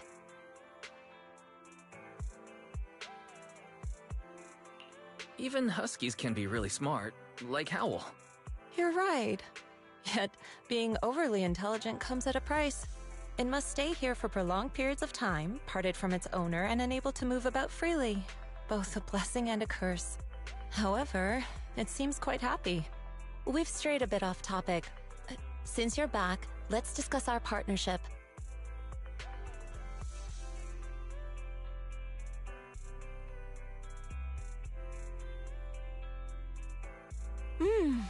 Nice job. Good air circulation, excellent layout. Very suitable for a business. Your bamboo here are also very energetic. It seems your fortune is good when it comes to wealth. Huh. You even know feng shui? I'm happy to hear that. But who exactly are you? I suppose this is our first official meeting since parting ways in the Hollow. Now that both of you are present, allow me to reintroduce myself. My name is Yi Xuan, a mystic from Yunquei Summit. Mystic? Like those people in movies who can tell your fortune and go around blessing people? This is my first time meeting one in real life. But what's Yunquei Summit? Any details you can give? Just an ordinary sect of the mystic arts. Our disciples travel all across New Eridu and sometimes collaborate with authorities. Currently, I'm affiliated with the Hollow Investigative Association. Right now, however, I'm here to discuss a partnership in the name of the Mayflowers. So, what sort of partnership are we talking about? I have reviewed the documents provided by the Mayflowers. You previously underwent an implant surgery. After recent adjustments, abnormalities occurred. These abnormalities bear resemblance to the craft practiced by us at Yunquei Summit.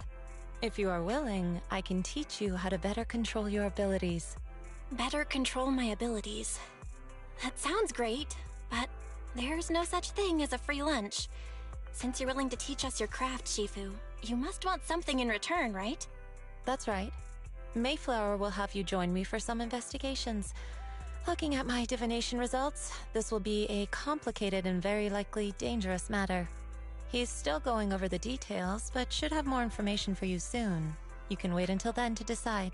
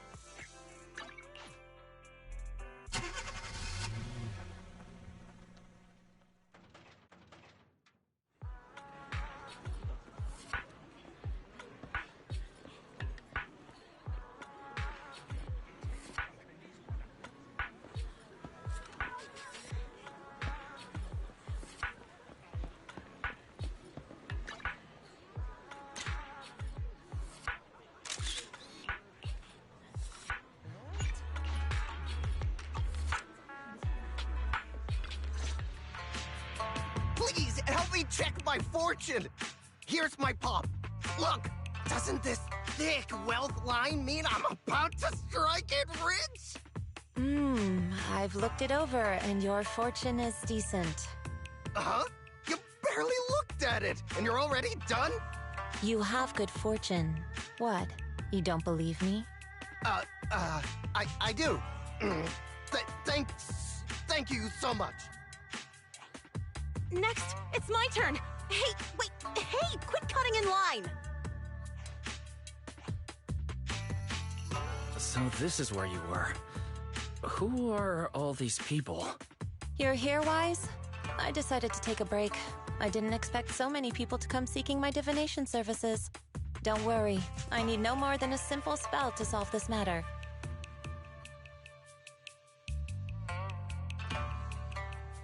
Fortune-telling services is 10,000 dennies per session.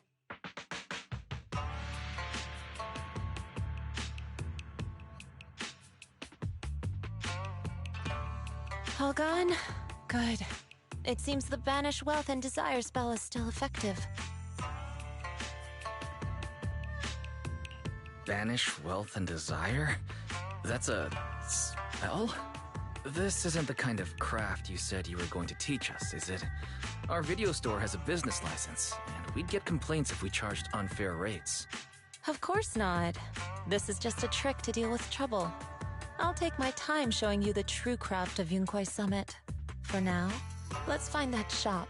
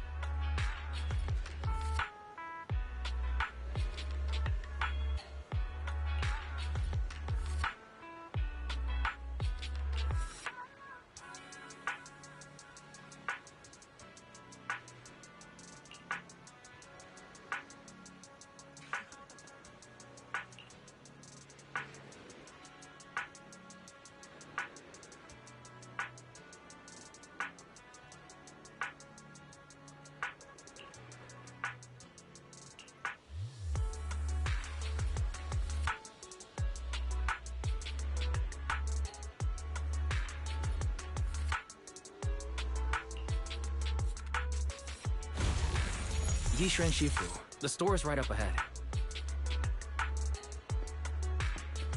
Yes, this is the place.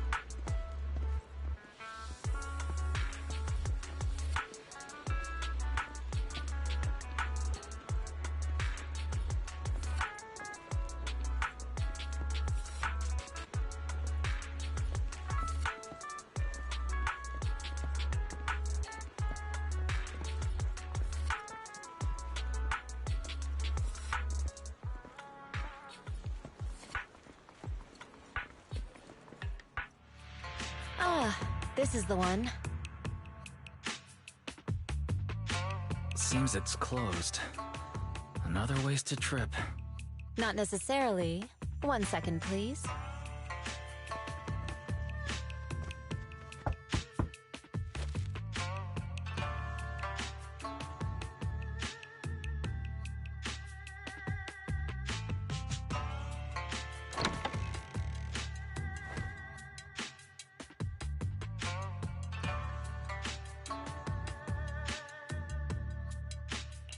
Huh?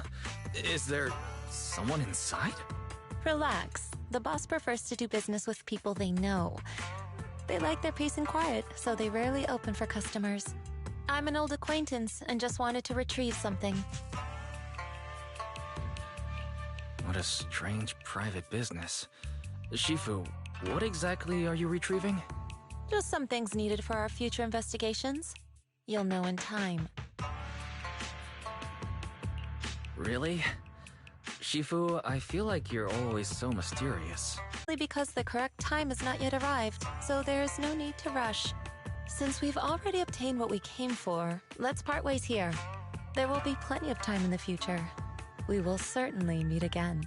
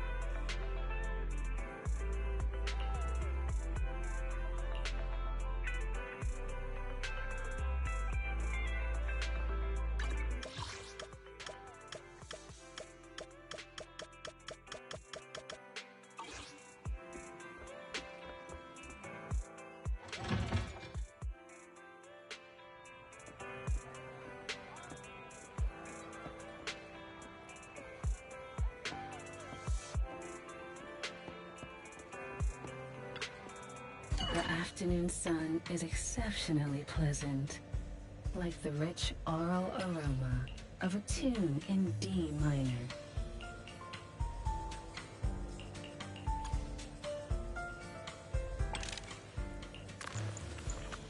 Ah, what a perfect mix. Leaving so soon?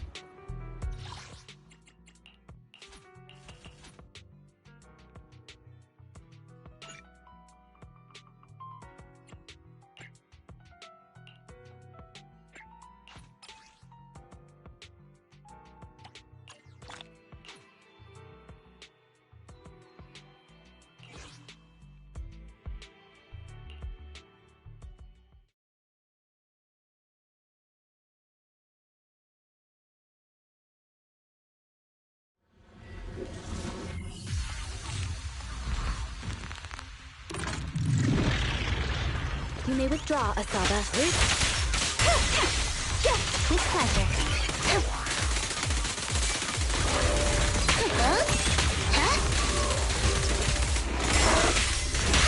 It's pointless to resist.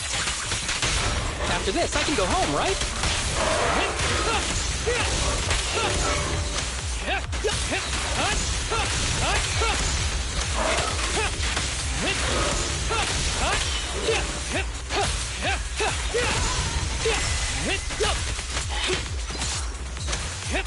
Roger, resistance is futile.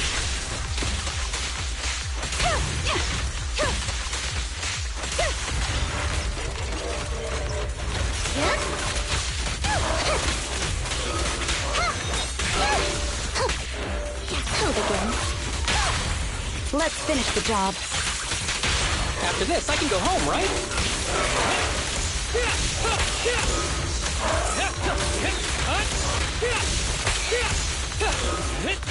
Combat isn't my thing.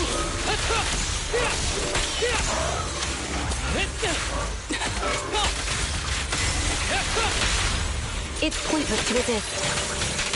After this, I can go home, right? With a clear mind, arrows fly through.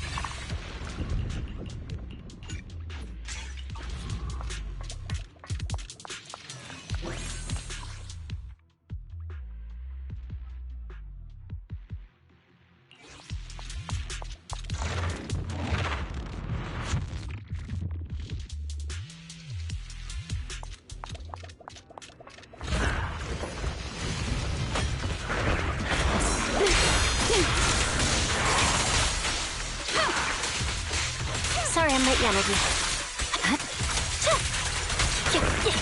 Watch out. You're done. Scatter.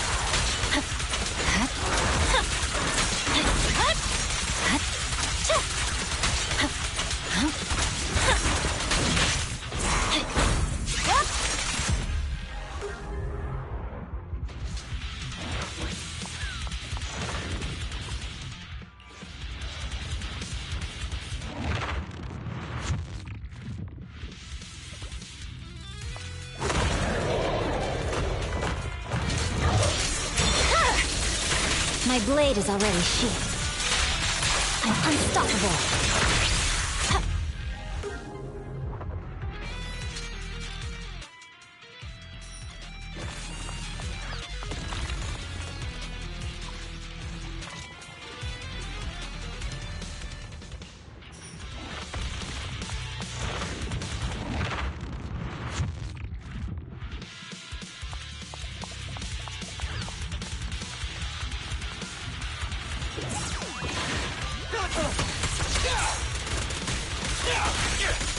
In my sights!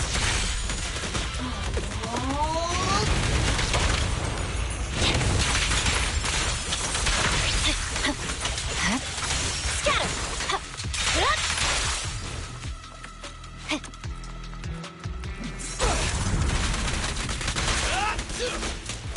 Watch your back!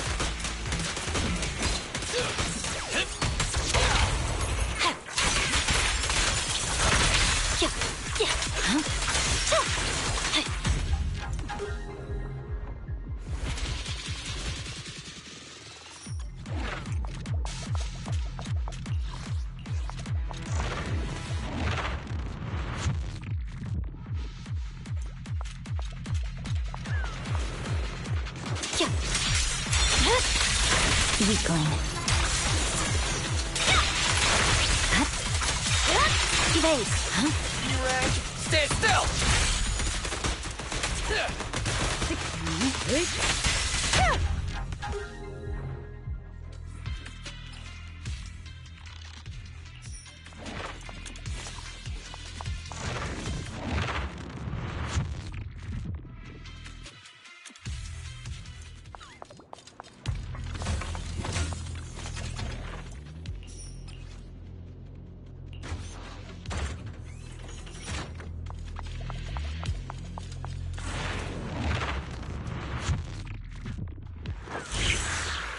Evasive action.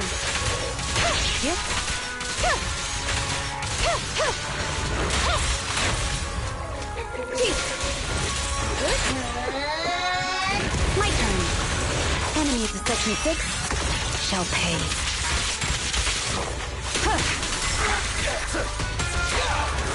In my sights! Starlight, shine bright! It's over. No room for mercy. Yanagi. My blade is already sheathed. I swear on my blade. Yeah.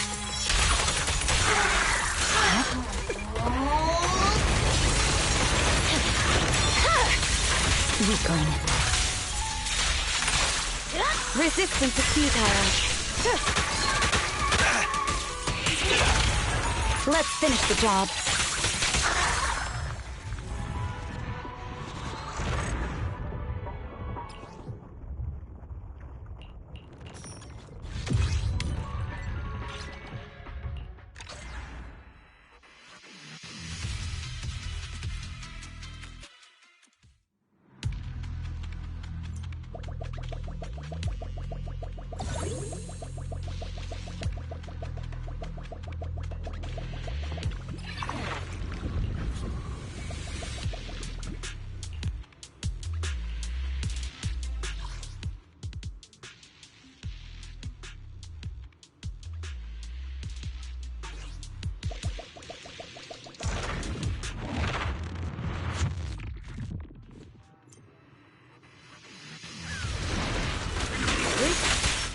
Waste of time.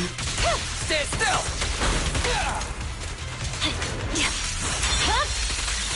My blade is already sheathed.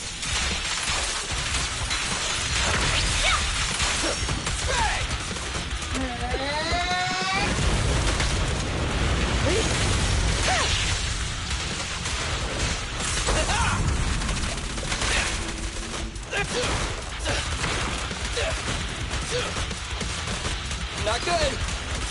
In my sights!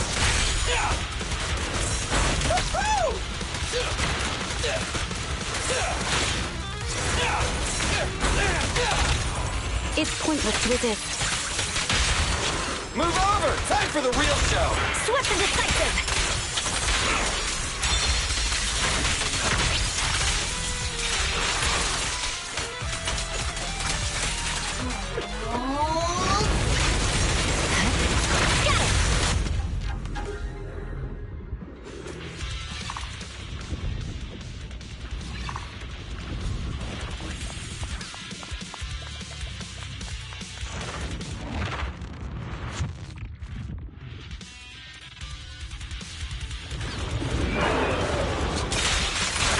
For mercy.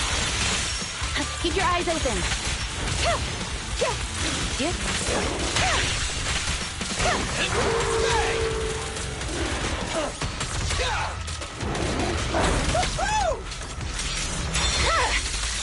It's over.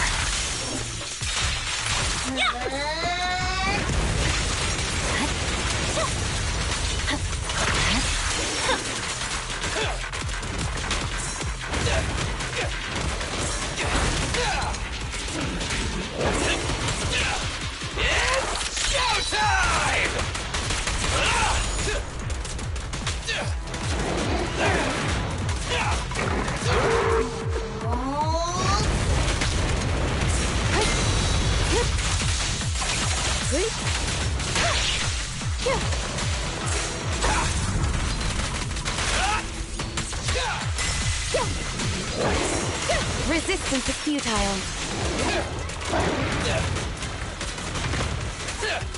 Careful! Let's finish the job. Starlight never dies! Swift and decisive!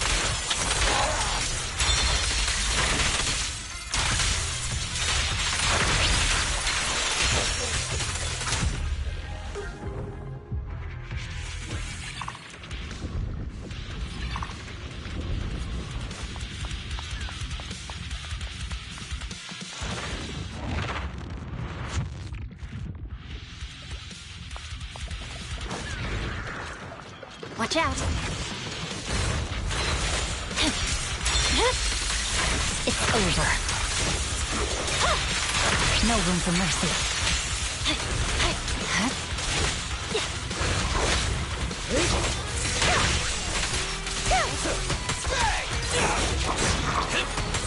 Okay.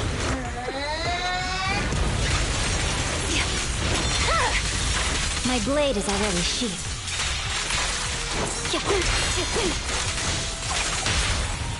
What are you waiting for, to catch a bullet? My heart is a mirror. Scatter!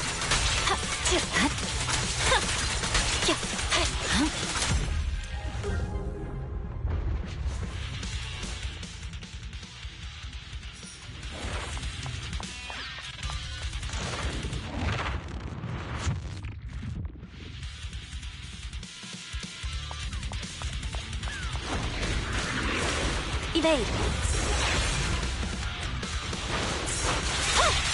I'm unstoppable. Lead the rescue.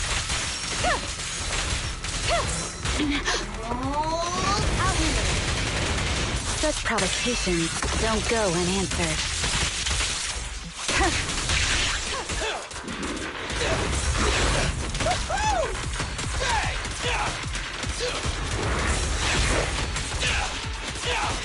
Not good.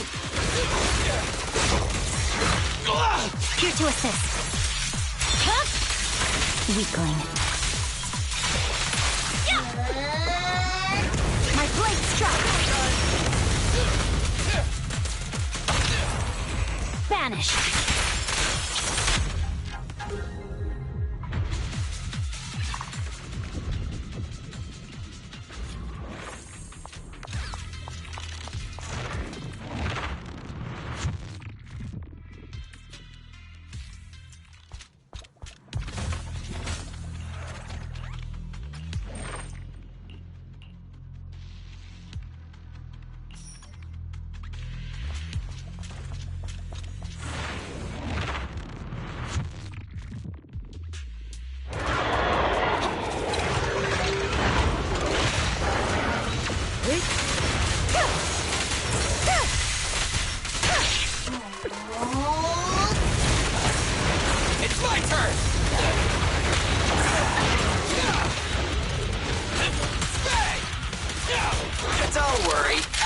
will get their share!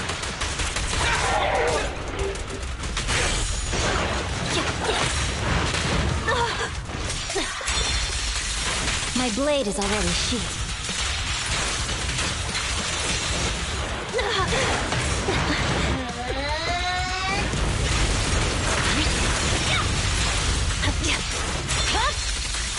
It's over. Good. Surrender. Mind and body.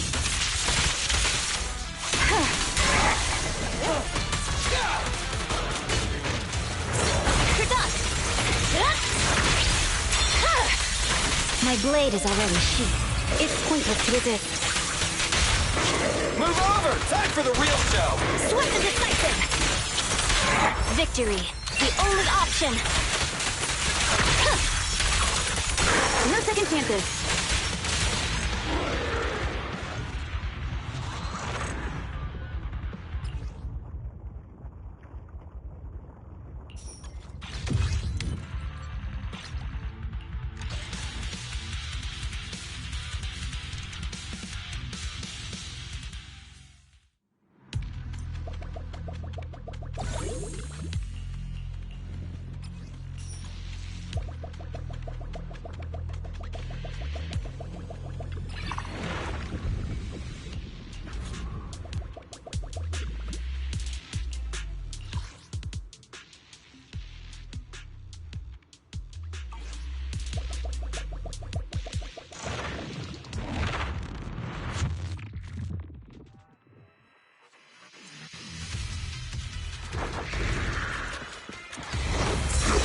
Waste of time.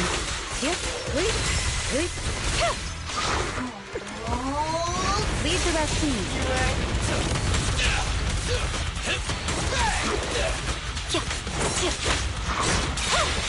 Press forward. It's over. Such provocations don't go unanswered. My bullets never lose sight of their target! The light is but one step away! My blade is already sheathed.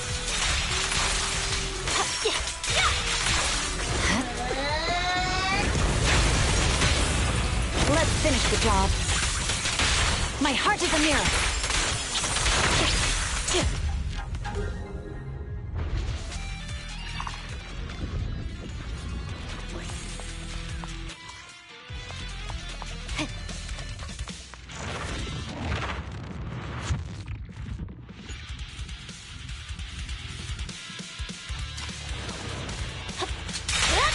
No room for mercy.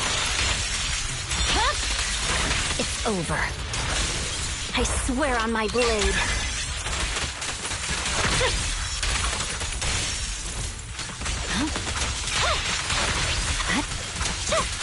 Watch out. Got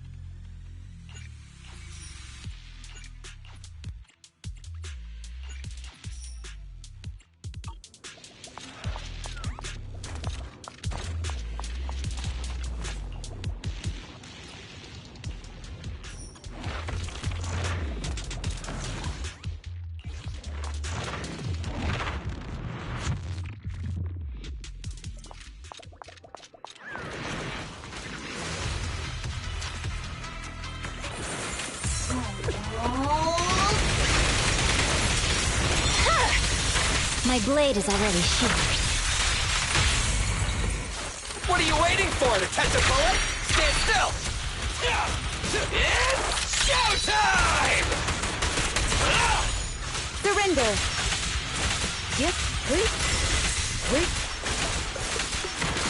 Enemies of Section 6 shall pay. Don't move! It's over. I'm unstoppable. Weakling. It's pointless to resist. Starlight never dies! Swift and decisive!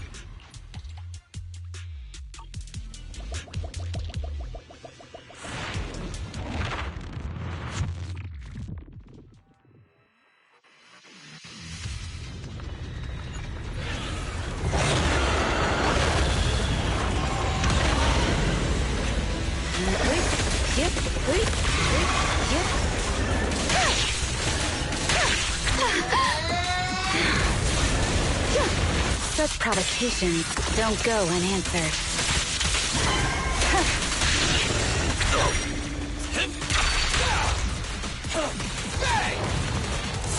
Don't worry, everyone will get their share! It's over. Press forward. Weakling. Leave the rest in peace.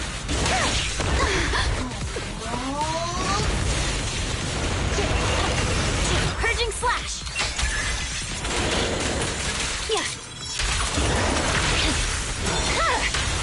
My blade is already sheathed.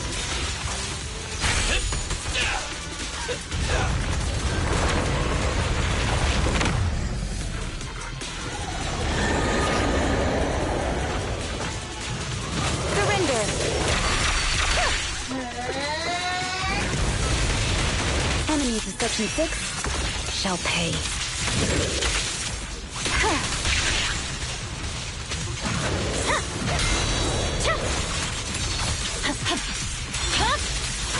Weakling.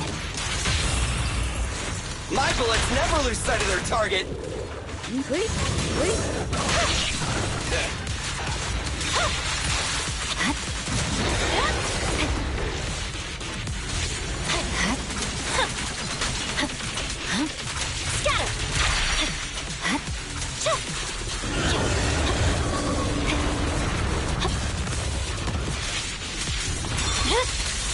My blade is already sheathed.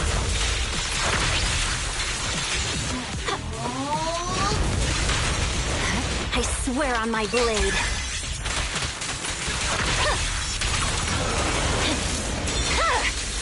It's over. Waste of time. Such provocations don't go unanswered.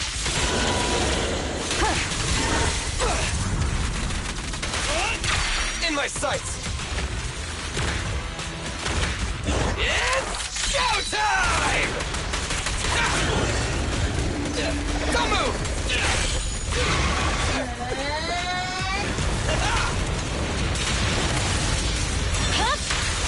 Weakling. Let's finish the job. Move over! Time for the real show! Swift and decisive!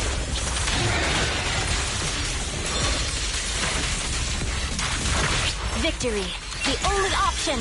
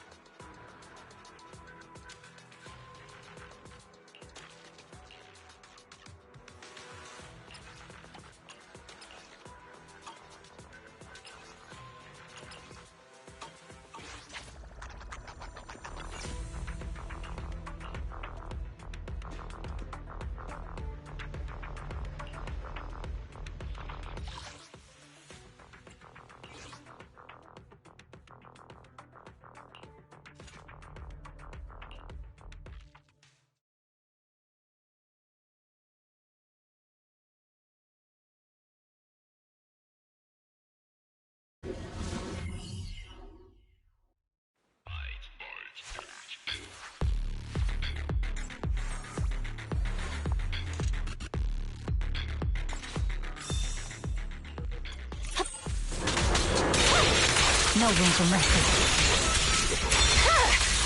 My blade is already sheathed.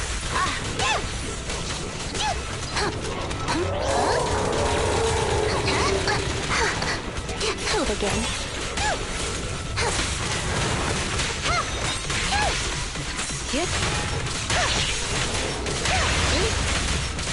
Sorry I'm late yelling you. It's over.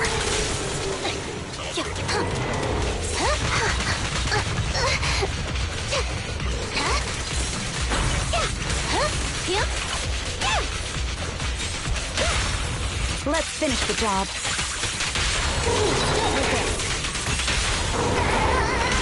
Swift and decisive. I swear on my blade.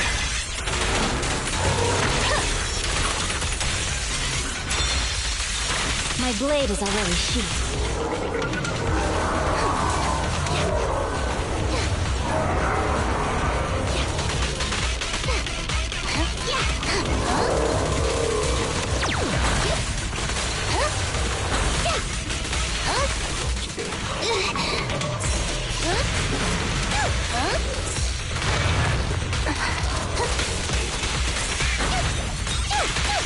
Justice is served. Waste of time. Such provocations don't go unanswered. Scatter! It's over. You're unstoppable.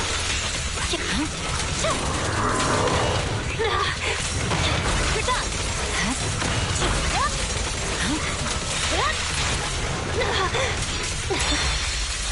My blade is already sheathed. You walked right into this one. Perimeter under control. Swift and decisive. Hit him where it hurts. There's still time to turn your company. Victory, the only option.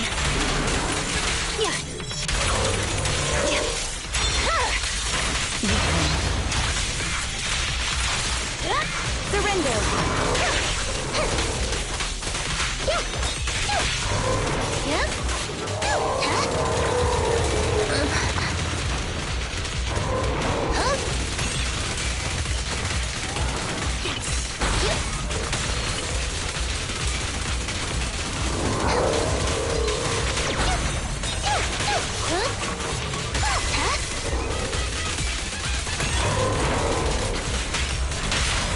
It's pointless to resist. Let's test your math. Swift and decisive.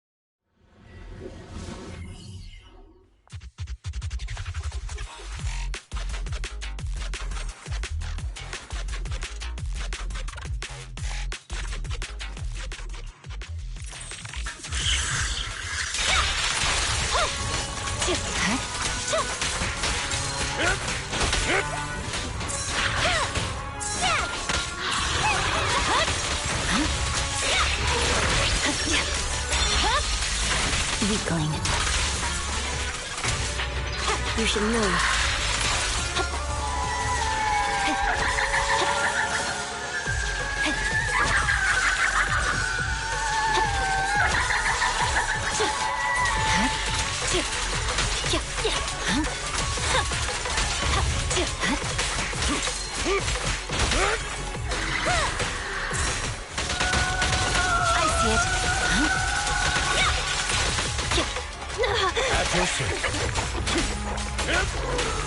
Be gone!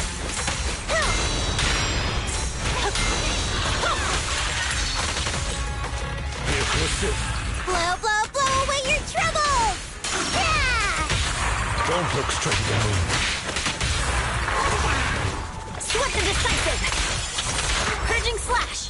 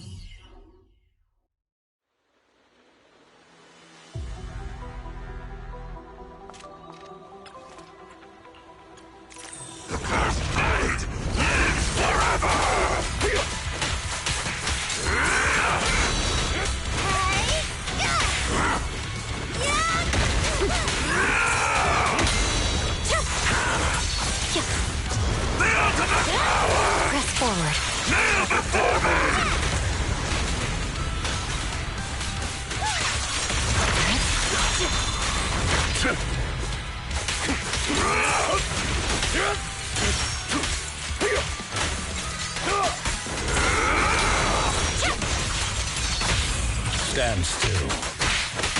Hey! You wanna play with me? Swift and decisive!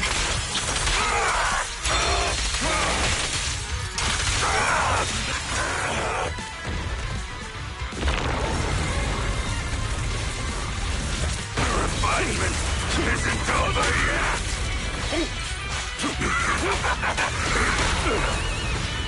Creator! Your blessing!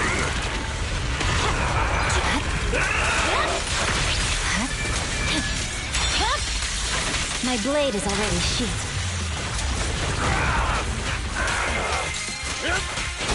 For you, I'll eliminate any obstacles.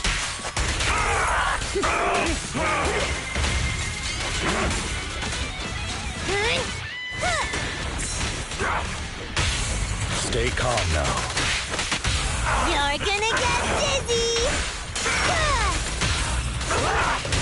Swift and decisive! Victory, the only option!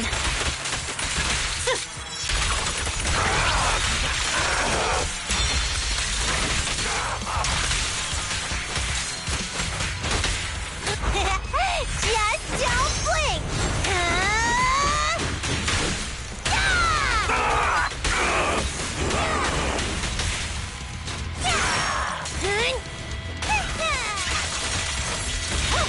Almighty Creator, please refine me! Weakling.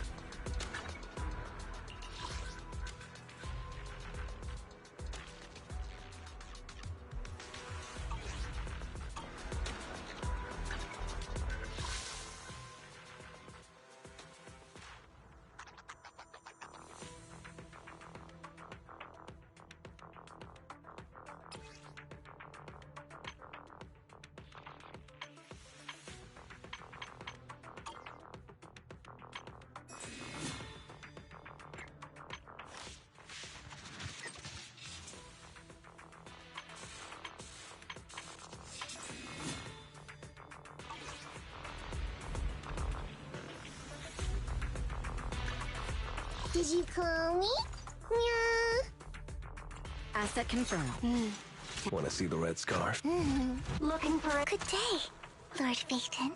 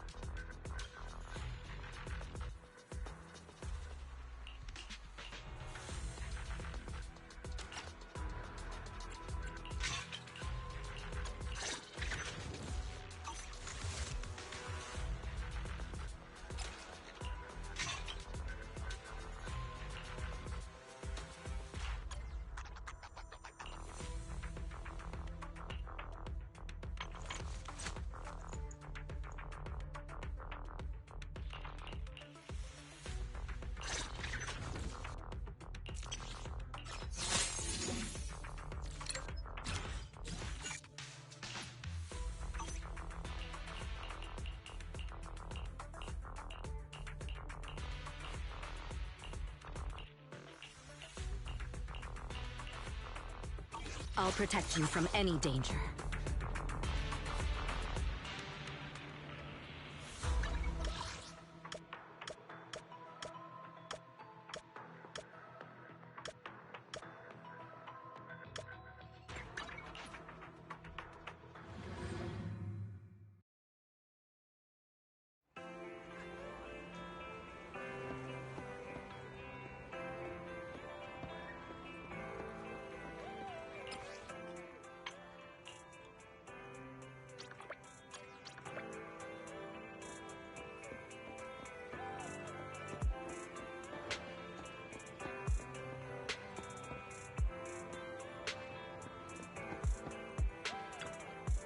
Oh, you're up early. Want to try my special Bang Boo combo? What the?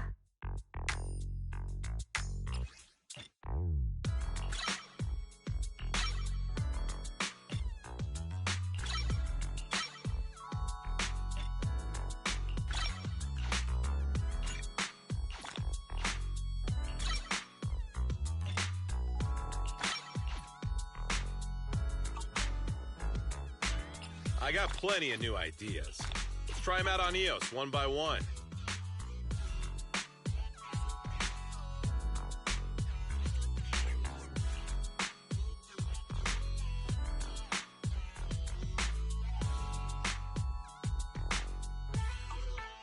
You got any questions? Come find me anytime. I'll be here.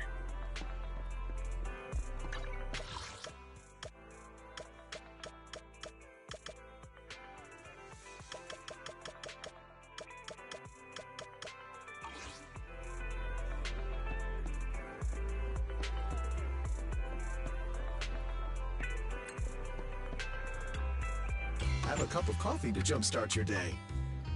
Sometimes, stopping to take a break can help you go further.